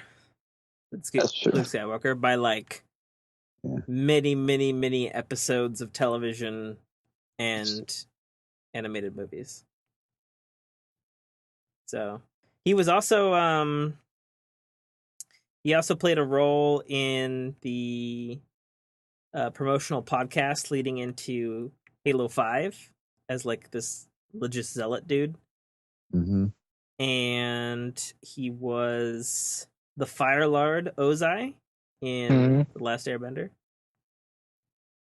And He voiced Ozai? yeah, that was fucking. He's a very talented voice actor. Yeah, he's a bro. Oh, fucking yeah. he's a AAA voice actor, man. Like he Yeah. fucking is fucking good. Yeah, we could do a whole podcast about how much better Avatar with Aang was better than Korra. Whoa, back the fuck up, Mike. I'll disagree with Please. you there. They're both Are you talking great. the game, or are you They're talking about both great the in their own ways, Mike. The game was eh. I'm sorry, Tim. The game was eh. It's okay. It's very repetitive, but He's very repetitive. hey, at least they had the courtesy to like fucking give us real original animation in the game. That's true. And they got all the I give you voice that. actors and shit. That's true. I give you that. But anyway, I think they're both great in their own ways. Okay. I enjoyed them. I enjoyed all. it, but I preferred Aang. It might be because they had Aang first, so that he's always going to be the Avatar for me. Yeah, but I like the fact that like Korra takes place after that, and it's like the continuation of the Avatar's story Mm-hmm. as that being picks up different bodies along the era. Yeah. So, whichever. Yeah, Anyway, off topic. yeah, we went way the fuck off topic. That Destiny game. Fantastic. I guess we got nothing happening in Destiny till next year, really. The Bungie Destiny Lucas Art podcast all in one. Yeah, Yeah. Pretty much. Everybody gets what they want. Everybody gets their man. money's worth with this podcast. So you get to get a little piece of every pie. A piece of all pie. A little piece of every pie. Mm-hmm. That's not bad. That's not a bad name for a podcast. A little piece of every pie. A piece of every pie. Every pie. Just drop that and just say every pie. Tune in next week to a brand new show called Every Pie. Every pie. Yeah, so. Yeah. No, I guess there's nothing else to talk about in Destiny. Not a bad ending for probably the last podcast of this year. Maybe. Unless we do I don't know. Unless we do one after Christmas, but we can see that, right? Well, we might do one after you get your fucking PlayStation. That is true. After my first run through Kingsfall. You've done Kingsfall. What are you sitting at, light and level wise, right now? I'm 40 all the way across. Okay. And what's your highest light? Because you can't be that high if you haven't even done Kingsfall normal, unless you've been really fucking lucky in Iron Banner and Trials. I think if I move all my best weapons around, I'll be like 3. I'm 305. My 305, 307 with my hunter. Okay. That's fine, man. I gotta run it with my warlock anyway, so we'll run it through. When we run it with you, since you're 305, you can get at least half of the way through on hard mode, and you could get lucky and get drops that could push you to 310, which is kind of the bare minimum to be livable against Oryx. Don't believe Tim. Don't believe Tim. Tell you this, Mike. I walked in there in hard mode with a level 300 Titan, and I held my own in that bitch, man. I held my own in that bitch. Yeah, you held your own sitting down, meditating in your fucking Titan bubble, you mean? Hey, man, I was on ogre duty. So that shit is not easy at level 300. Let me tell you that now. You gotta do what brings you. You gotta bring what takes you to the party. So I understand that. If I gotta sit in the Titan bubble, I'll sit in the Titan bubble and dance. My Titan at 305, man. My Titan is still like at 305. That's the highest. My warlock is like 280 something. He's like nowhere near ready. But that was my fault. I neglected my warlock for so long. Mm-hmm. So long. I just moved everything around on the app. I'm at 304, almost 305. Okay. So yeah, you can do the first half of the raid. And hard mode, right? Yeah, the first normal half, mode I can run through. Oh yeah, normal mode you can run fucking all the way through. but you might as well just start off in hard mode because then you just get those double drops anyway, and could get lucky. True. You know? Get that infused bait. Mm-hmm. Infused bait? Is that what you call it? Yeah, stuff that I'm not going to use that I'm going to infuse. It's infused bait. I'm gonna use that one now. I got the sniper and I just fused it into my was it steel piercer? It was steel piercer. What did that bad juju drop at? 310? 310. You gonna infuse that? I heard bad juju's badass, so I don't know, man. I've heard it's good too. Bad juju is pretty badass. Yeah. So I might just hold on to it and put this Sparrow's back. Because apparently, we didn't talk about that. Apparently, the auto rifle buff was a goddamn lie. Oh my god. I'm pissed about that. I put my Sparrows out. I got my Super Zalo. Shit was a fucking lie. You want to move instead of 7%, it's 0.007. Oh my gosh, that's less than 7%. All I want is to be able to use my Vex Mythoclast in year 2 competitively in trials. Because year 1 trials, I fucking murdered with that fucking gun. With Sparrows? No, the Mythoclast. Mythoclast? Mm-hmm. Yeah, you did use Mythoclast. So I used Hawkmoon. I was like, fuck y'all. I'm going to use Mythoclast. And they're like, you're stupid, Tim, for using that. And then we would win matches. So I was like, who's stupid now? I went Hawkmoon until I got my Messenger. And then it was Messenger, her Benevolence all the way up. That's true. I did switch to the Messenger pretty fast once I got it. Yeah. Even with the wrong numbers, but it was a while for me getting to the Messenger. So it took me a while to get used to the Messenger because it shot so slow. I was getting when I first got, I was like, "Yo, I'm getting worked with this shit," and I used to switch back to my Red Death and get back on par. But once I got used to the feel of the Messenger, that was it, dude. Yeah, that's right. I'm a pretty good Red Death man too. That's like my fallback weapon because so far they haven't fucked with it too much. Yeah. You know? That's true.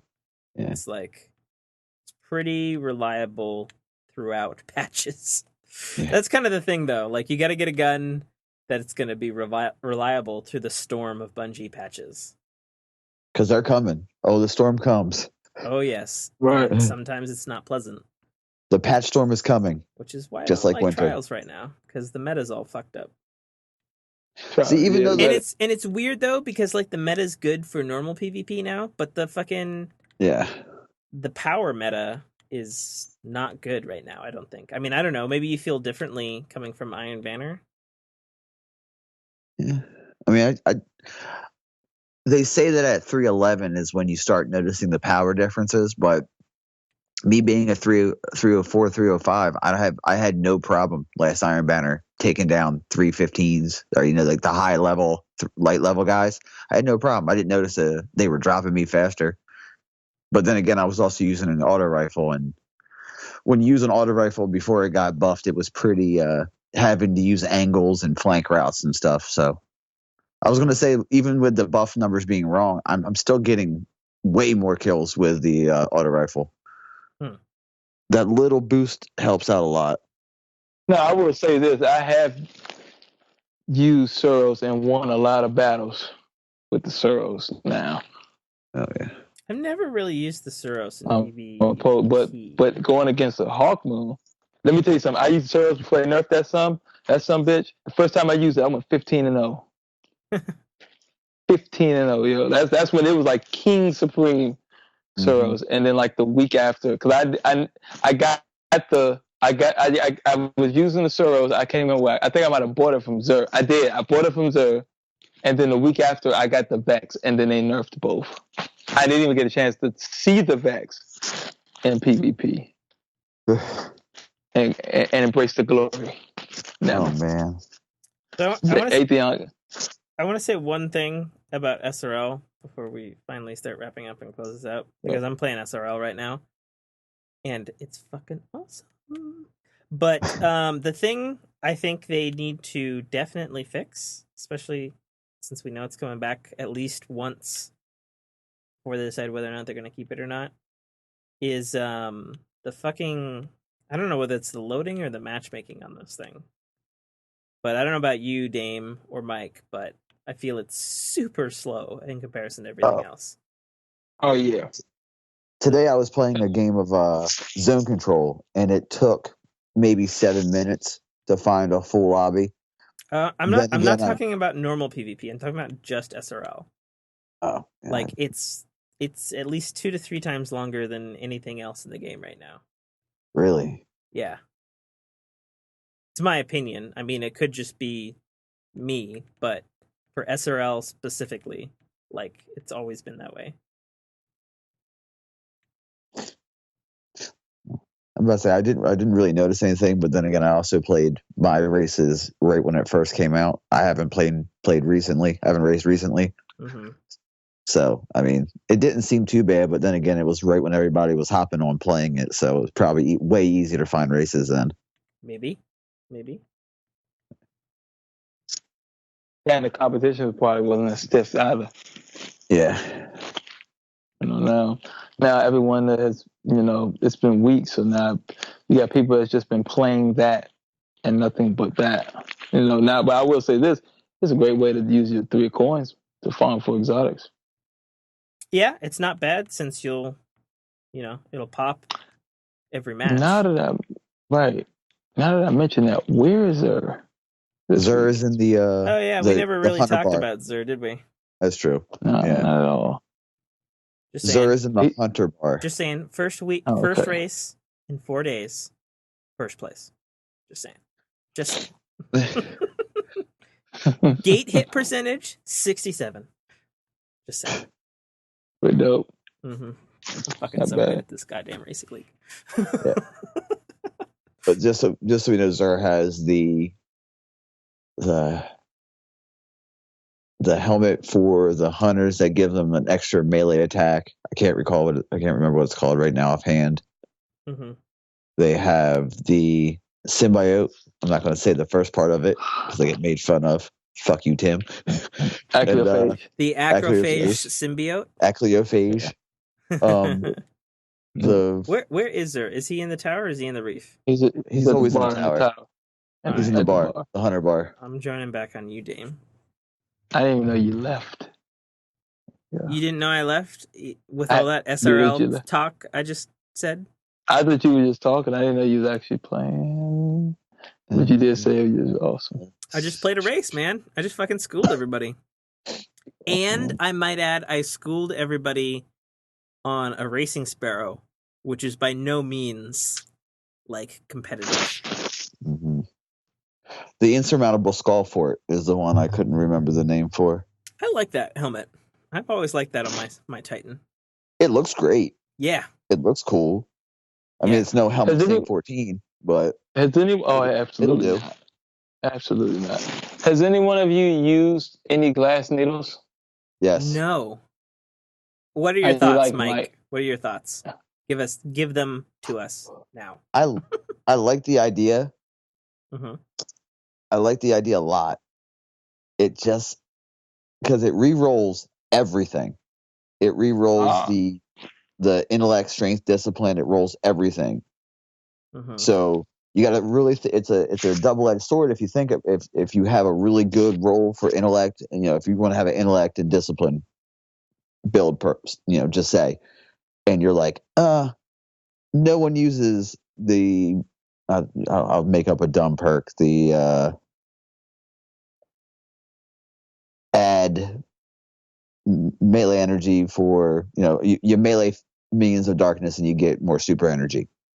For an example, if you don't need that and you want hand cannon reload speed or carry ammo, you might get that, but you might lose 10 points of intellect. I mean, it's a good addition in theory. Mm-hmm. But in practice, I can see some of the flaws. Right. Like maybe if you could use one to roll a specific perk, would be a little bit better. but I think that would be the whole House of Wolves debacle for re-rolling guns, but with armor. Everybody the same perks on, their PvP on their build. So I can see why they do it. It's interesting. I like it. The price isn't bad. You get 3 for 3 strange coins, 3 motes of light, and 1 exotic shard. The exotic shard stops you from spamming because you're not getting doubles anymore.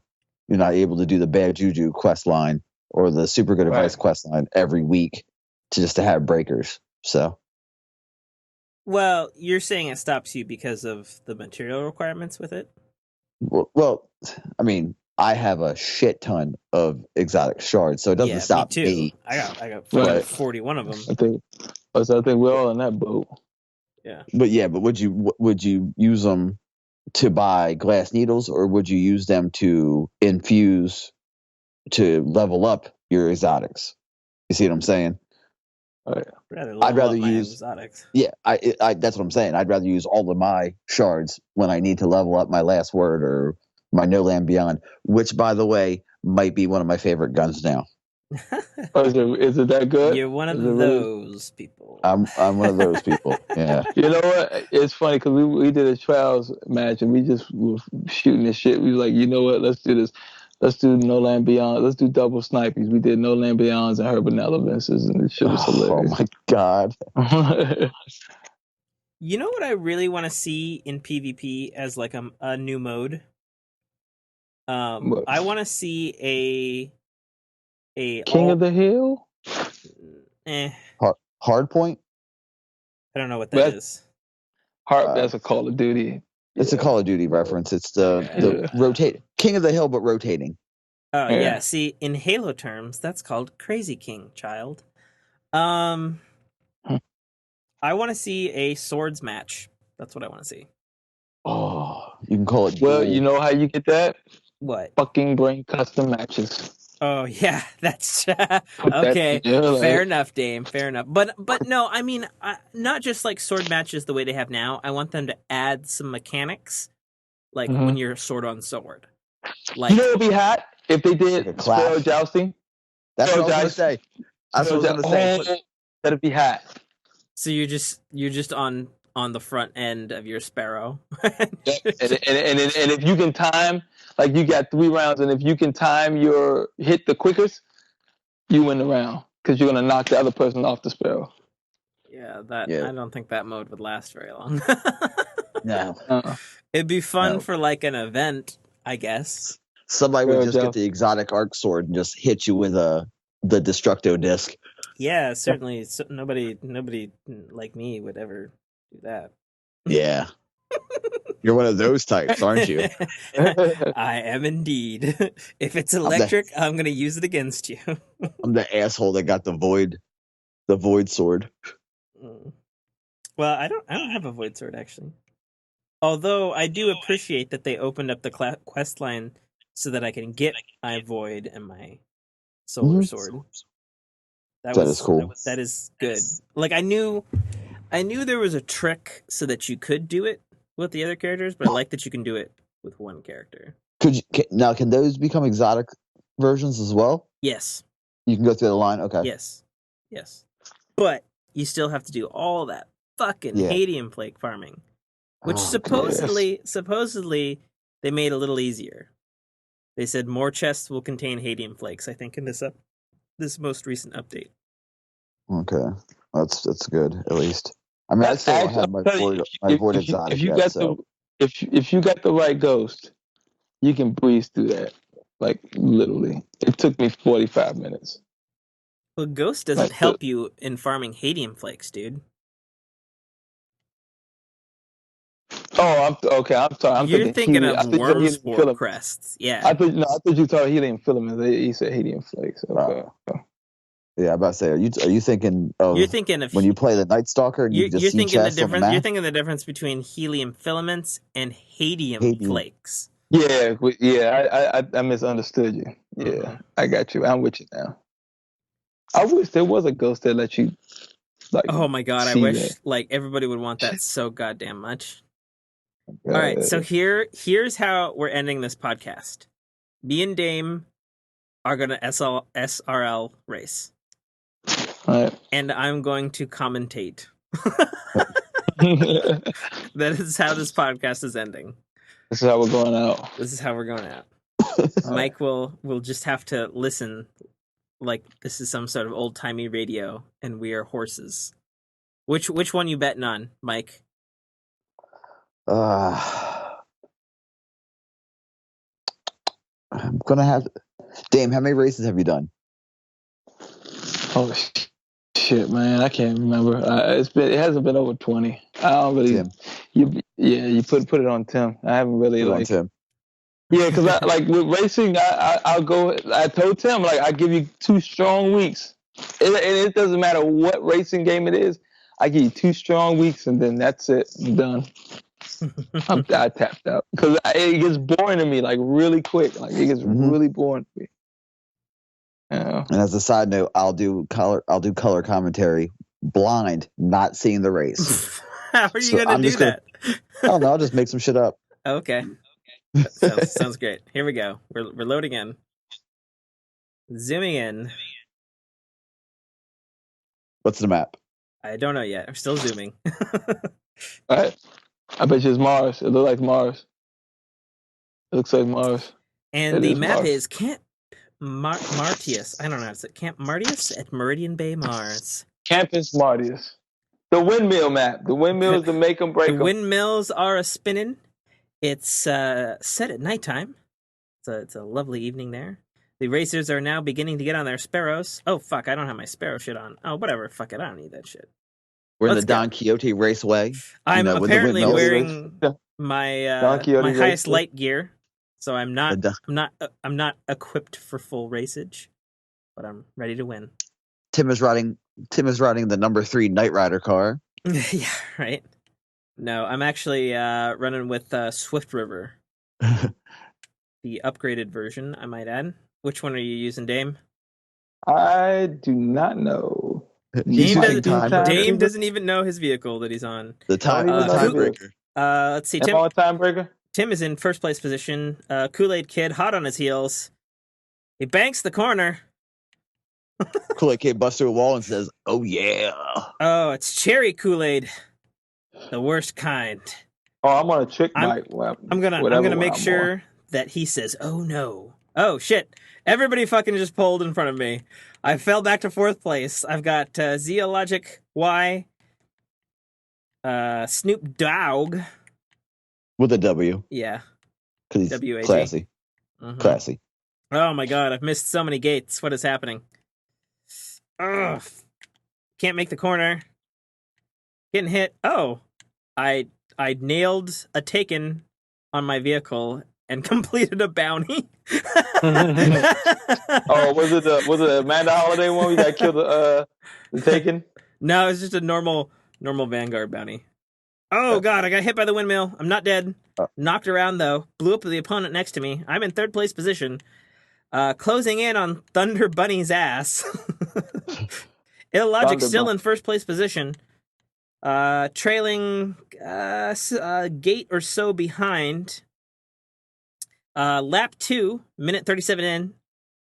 Meanwhile, Dame is just doing backflips and cool Superman seat grabs. Yeah, I don't know. I don't know where the fuck Dame is. Dame is nowhere to be seen. Dame, you could really fuck up the whole race. Turn around and head reverse. You can't. Oh, that's smashing GTA people. style. You can't That's do that GTA though. style, baby. Yeah, you can't do that though. Yeah. That would be an interesting mechanic if they have it when they do it next month. You could have one set of racers going one way and the other set of racers going the reverse way. Oh my god. So it'd be straight GTA incoming traffic. It'd be mayhem Sparrow racing. Snoop Dogg overtook me like a prick. Knocked me on a corner.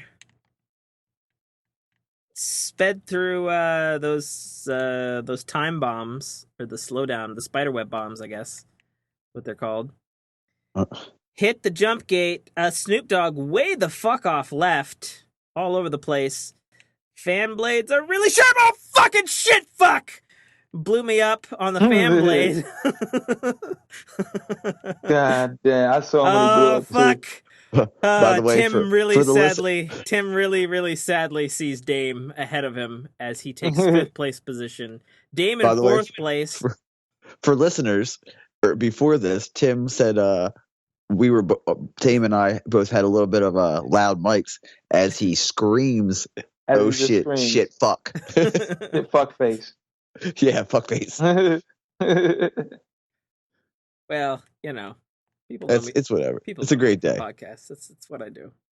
Yeah. Oh, Illogic trying to take the overpass, trying to gain on Dame. Oh, Dame hits me. I slide over Dame. We go for the jump. Tim makes it in the Oh my fourth gosh. position. Oh, fucking Cherry Kool-Aid Kid is fucking... Me and him are going neck and neck between fourth and fifth. I'm just trying to catch up to Snoop Dogg. Cherry Kool-Aid Kid, or as we call him, Red Kool-Aid. Yeah, red Kool-Aid. Oh, fucking Cherry Kool-Aid Kid fucking overtook me. Oh, pushing me into the wall. Missed the column. Going for the jump. Swinging around the corner where the spider mine is on the hairpin turn. Where all the taken are. Going down. Hitting the gate. 4 minutes into the race. Cherry Kool-Aid Kid overtakes me again. Oh, that son of a bitch. Oh, he's on Timebreaker. That's why. So, yeah, That this is is neck why. and neck. Fuck! I hit I the saw goddamn that. thing again. I saw I'm right that. behind Dame. I'm overtaking Dame. Dame pushes me off to the side. We're fucking hitting each other around the corner. We're racing really fucking narrow. Come on. Get the fuck out of my way, Dame, you son of a bitch. Oh my god, no. No. Come on, overtake him. Son of a There we go. bitch. Oh my gosh. Oh, That was funny. that was bullshit. Somebody get a 320 drop. I I don't know. I didn't even pop a 3 coin. I have no idea. That's the other thing that's really weird is like you do get the items, but it doesn't pop right away. You have to wait for the in between loading. Oh. Oh man. Ladies and gentlemen, you just listened to a fantastic race between two worthy competitor and racers. Fucking not worthy. Fucking Dame was in the back. He only overtook me because I hit that goddamn fan. I saw you when you blew up. Ugh. I hit that fucking fan like 3 fucking Tim shall times. now forever be known as the man of La Mancha, Oh, gotcha. and his Sparrow shall be known as Sancho Panza. Yeah, Dame got a duck horn, 3 motes of light, and I just got 1 mote of light. That's it. Oh, you did much better in the gates, though, than I did, Dame. So you must have kept a pretty consistent pace. Did you get nailed by any of the fans? No, I blew right through them. I mastered the fans. I bet. I mastered them. Well, You go alrighty. with fans I've already passed. Alrighty, this brings together to close. Together to close? To close another craptastic episode of Agents of the Nine, a Destiny podcast. Number 6. Is it number 6? It's number 6. That was the 5th. Good lord. All right, we're closing in on double digits is what we're doing. Double digits, man. Mm-hmm. Alrighty, so this is Tim K. Trotter signing off. Yo. This is the part where you guys sign off. Maybe I should say that. Probably should I thought yo was the sign off. All right, well, this is Dame Newman signing off, aka Self-Made Dame, aka Recognize. That's WRECKINIZE. What's Recognize? I've never heard that before. Recognize like wrecking, and then recognize. I know, like but wreck. what is that? Is that like a clan? Is that your Twitter? What is that? That is my alias For my Twitch name. Oh, okay. I did not know that. I knew you were on Twitch, but I didn't know that that's what your thing was. Yep. That's actually pretty good. Recognize. Yeah, I like that. It's Thank you. spiffy. And I am Mike List, Blister Lister 113, also known as the worst PlayStation name ever. Blister Lister. Lister 113. There are worse PlayStation names. There's I'm fucking sure. podcast segments about that. Which, by the way, reminds me, I've saved pictures of Destiny of the worst fucking names I've seen in Destiny. And some of them are deliciously malicious. and I'm gonna have to dig those up, and we're gonna have to do a podcast on the names that we've seen. Oh hell yeah, that's a good topic for next podcast. Especially because, as we all know, we cannot change our names in the PlayStation Network, so we're stuck with this shit that and we trust have. Me, I would. Yeah, what would you change it to if you could? Anything than Blister Lister 113. I've seen just really just bad names. Yeah, so I've seen some like ass bangers and like I rape children and like just like the worst possible things, and it's like, how is that not banned? Like, how, because like if this were Xbox, it would be banned in a second. Yeah, it would get caught. Yeah, but PlayStation, they just give no fucks. That leeway. Mm-hmm. Twitter plug. My Twitter account is @TheRealMikeList. Oh yeah. I should get connected up with you on Twitter. Yes. Real Mike List. You should type that into the Skype chat for me. I'll add it here when we close out the show. Which I guess is really now. We're just talking. My AKA is the Snorlax Sage, because Snorlax is the greatest Pokemon in Sage mode from Naruto. Fun little fact about me. I'm an anime nerd. I'm not an anime nerd, but I do have great appreciation for it. Nothing wrong with anime. Currently watching Rebuild of Evangelion again. My damn. Because the third one is finally fucking coming out 6 years later. I'm about to say which Evangelion are you looking at? Well, I've been watching the original series, like in between working this week, because they only had the one season and it's only a half hour. Good shit. I'm almost through my rewatch, and then I got the Blu-rays for the rebuild of Evangelion. I don't know if you're familiar with those or not, but they're the newest movies that are still currently in development. And the third one of those films, because there's supposed to be 4, but the fourth is in production, and the third one got delayed from coming to the US because apparently they screened it in 2014, like spring. Like they screened it in select theaters or something. And I guess the fans like hated it or some shit. And they were like, we can't release this in the US the way it is. So they went back and literally animated 15 minutes of extra shit and changed some stuff just for the American release. And now it's finally coming out January, beginning of next year. I'm currently rewatching the reboot of Hellsing, which is a fantastic series. There's a reboot of Hellsing? Yes, updated artwork. It's fantastic. Dude, I fucking love Hellsing. Yes. The wallpaper for my phone is a kind of a cell shaded Alucard. So. Huh. Yeah. And this when did they do that? Is it a show or is it a movie? Oh yeah, it's on Hulu. Oh, I don't subscribe to that fucking green devil. Maybe on Crunchyroll. Do you have Crunchyroll, or is that the yellow demon or the orange demon? No, I mean, I said, I like anime, but like I don't watch it religiously. Yeah, I have apps for it, so I'm deep into it.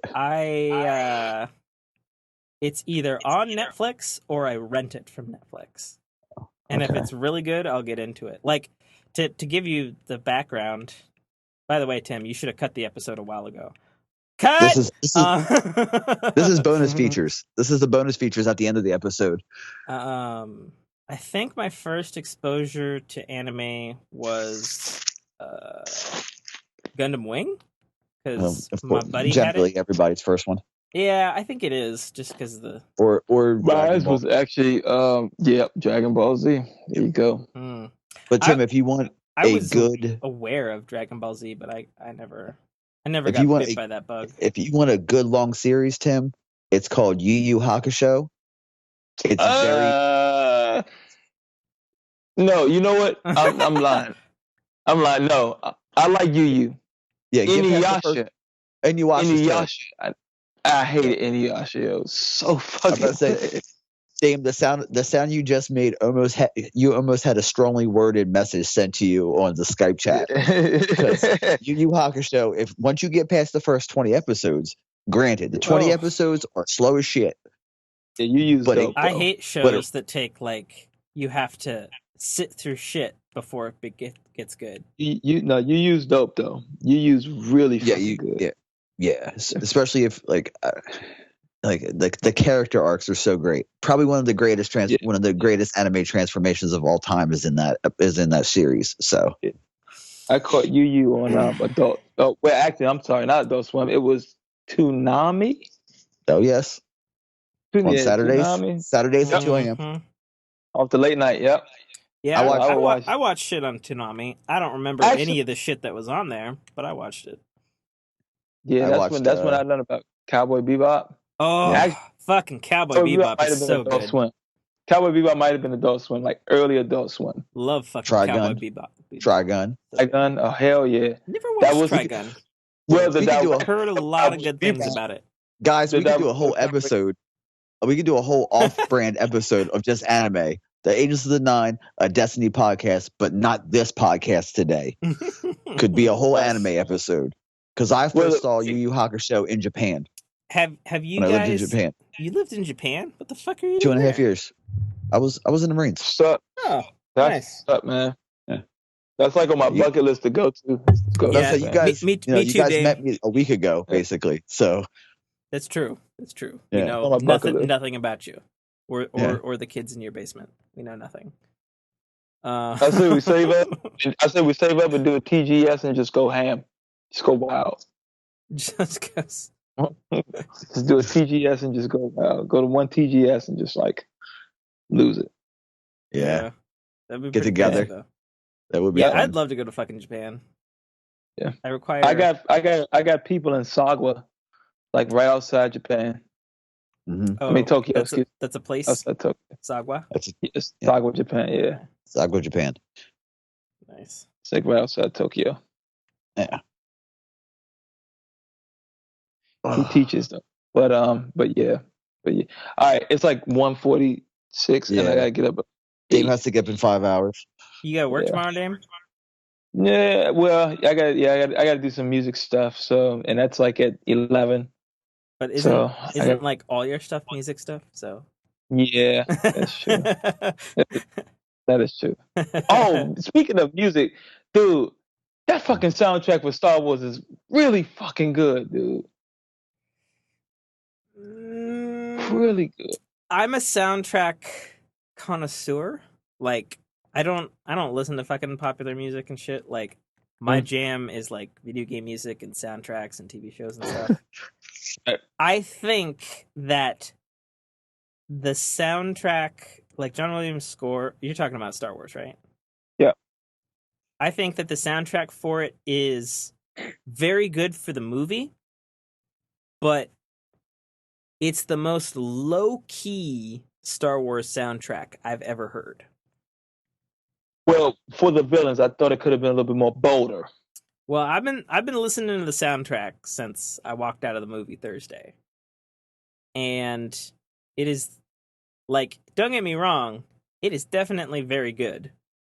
Mm-hmm. But for a Star Wars movie, like, and I've been rewatching the original trilogy actually just today, actually. I started the Monday play catch up and watch all 6. And the thing that stands out to me is like the first trilogy scores are obviously iconic and classic and shit, but like their style is very hummable and memorable, you know? But also, you know, they obviously, you know, recorded it ages ago and like they had what they had for orchestra back then, you know? And then the prequel trilogies, they went all out and had like much, much richer sound and like choirs and drums and like new instrumentation and all sorts of stuff.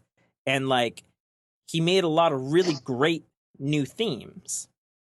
And my problem with The Force Awakens, and I totally understand that John Williams is in his fucking 80s now. You know, like dude is dude is old. But, like, I was watching interviews with him, and he still seemed pretty sharp and spry and stuff, you know? Right. And my thing out of The Force Awakens, aside from, like, one particular theme, like, there's no new memorable themes. It would have been with Kylo. If it was to happen, it would have been with him. See, Or but at least it in should be with him. listening to the soundtrack, the thing that I got out of it was Rey's theme. Rey's theme is more prevalent in the whole movie than any other theme. Which could be a cue, which means that this trilogy could be the story of her. Well, and I don't think it's spoilers to say that it probably is. Right. But I don't know. I was expecting... See, here's the thing, though.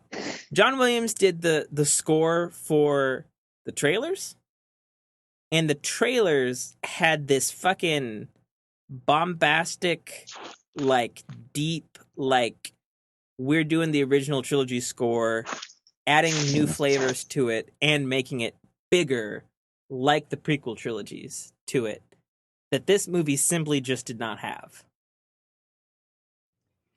So, while I wouldn't say the score sucked, I would say, in terms of my expectations from John Williams, it was not the best Star Wars score.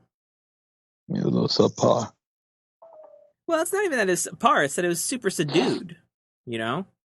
Like, I can think of a lot of scenes in the film, and maybe that's the director's prerogative, that didn't have any music in them whatsoever, and then they just let the sound effects and what was happening in the moment happen, you know? Mm-hmm. Which is fine. Movies do that, but it's sort of like...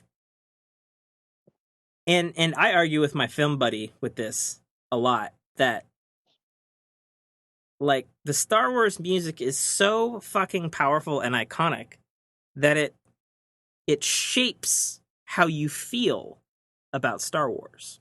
Yeah. You know? Yeah. Vader's march. And it's like, well, boom, boom, boom, yeah, boom, boom, everybody in the boom, fucking boom, world knows that goddamn music.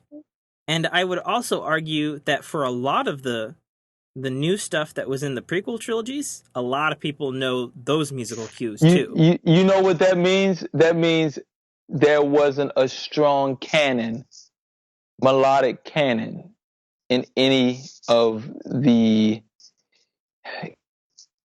cues. That could have been, like I said, it would if anything should have been memorable, it should have been between Kylo Ren. Now you said Rey, but it should also have been between Kylo Ren. Kylo Ren should have had a theme when you first saw him. You knew that was him. There should have been a theme for the First Order. There should have been a theme for Kylo Ren. There should have been a theme for Finn. There should have been a theme for it wasn't a theme. What are they called now? The Resistance. Well, okay, I take that back. There is a theme for the Resistance, but it's like it's not very themey. Yeah, it's not exaggerated. It's not exaggerated. It's not brought to the forefront. And still, even though with like the score,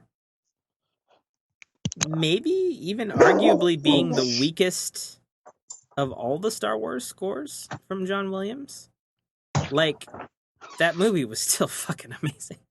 Mm-hmm. I mean, I didn't like that movie stood on its own. Have you done the scores on the Star Wars games in the past as well? Okay. Wait, what are you asking? What are you asking? Did John Williams do the scores on the Star Wars game, like KOTOR? No. Okay. Those were all done by different people. Oh, by by developer composers. Sometimes they were done by, non-typically video game composers and stuff. Like, there's this dude Mark Grizzly, I think. He did the music in KOTOR 2, and he did music in The Force Unleashed. And I remember the music in Force Unleashed 2, mostly because I played it this summer for the first time ever. And the music in that fucking game was the most Star Wars-ist music I have ever fucking heard. That was not done by John Williams. Like, it was fucking super fucking good. Like, I wanted to get a soundtrack for it, but it sadly doesn't exist. Super good. Super good. Anyway, So- you should get off, Dame. You gotta go do stuff. Yep, I'm knocking out. I'm going to sleep. I'll talk to you guys tomorrow on the Skype. Yes, sir. Ready? You said you getting your PS4 when? This weekend? Next weekend? I should be getting it this weekend. For All right, sure. man. That's what's up, man. Like, you got a specific date? Christmas, hopefully. Okay. That's cool. I'm When you looking do, at several add me. boxes. Are they when you- PS4 or PS4 bundle shaped? It looks like it. I'll tell you right now, the PS4 box is super thin. Just saying. Yeah. Like, there- it is there's fuel. way fucking thin. All right. I and still then remember possibility. day one carrying my shit home, dude. I still got the box under my bed. Me too, Dame. But yeah, I dude, still got my- just send me your PSN on the chat. How and then have I'll- you not... I feel like we've been talking about that for weeks now. And it's like, you should have... He hasn't. It's Oh, the you same as my. If talking you about subscribe to Dame. my Are YouTube, we you friends subscribe to yet? my YouTube. It's the same as my YouTube. Just drop the I am. Just self-made Dame. Oh, self-made Dame. Yeah. That's it. Okay. Are we friends on PSN yet, Mike? No, I might have been just lazy and not done it. Okay, well, I'm on PSN right now. What's your fucking shit? Blister Lister 113. BLISTER LISTER 113. All right.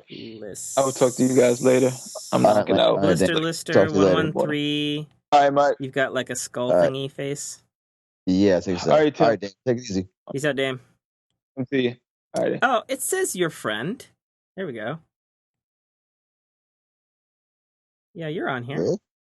Yeah. It says my friend on it already. And then I go Oh. to all friends. And I scroll down to Blister Lister. Yeah, you're right there. All right. Yeah, it might have been just a. Yeah, I don't see you because you're on a different system. No, all that stuff works backwards compatible. Like, I can see shit on my Vita and my Oh, PS3. there you are. Yeah, I can see you. You're on Earth. You're on the tower. Mm-hmm. Yeah. Okay.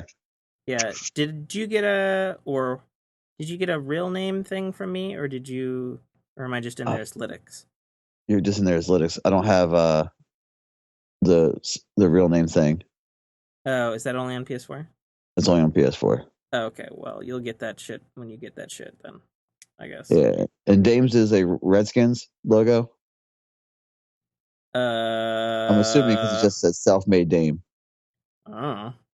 Yeah, I'm assuming. Okay, I'm just gonna shoot my friend request just to make sure. All right. That was Yeah. a good one. But to keep what I was saying about anime, like, my first exposure was probably to Gundam Wing, Hmm. and then my next exposure, and arguably much better, in my opinion, was Escaflowne. Oh yeah, Fucking love Escaflowne. yeah. There's That's a something good one. that could honestly Be a movie. awesome. Well, they made a movie. Well, I mean, like a live action type thing. Oh yeah, that would be really good as live action. Yeah. That'd be super good. But I never know. Might get around to it. Yeah. I mean, well, but then again, they say the same thing about Evangelion too, because I think there's been rumors of that being made for like a really long time.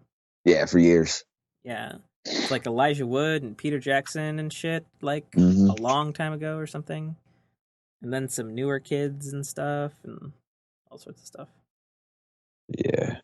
Yeah. All right, man. I'm gonna call it. I'm gonna call it a night. I'll be on the chat. So if you just want to keep, I'll shoot you some recommendations for anime that I'm into. Maybe you Okay. can find something you like. Okay. All right, man. Alrighty, dude. All right, dude. Super fun. Yep. Peace out. All right, peace.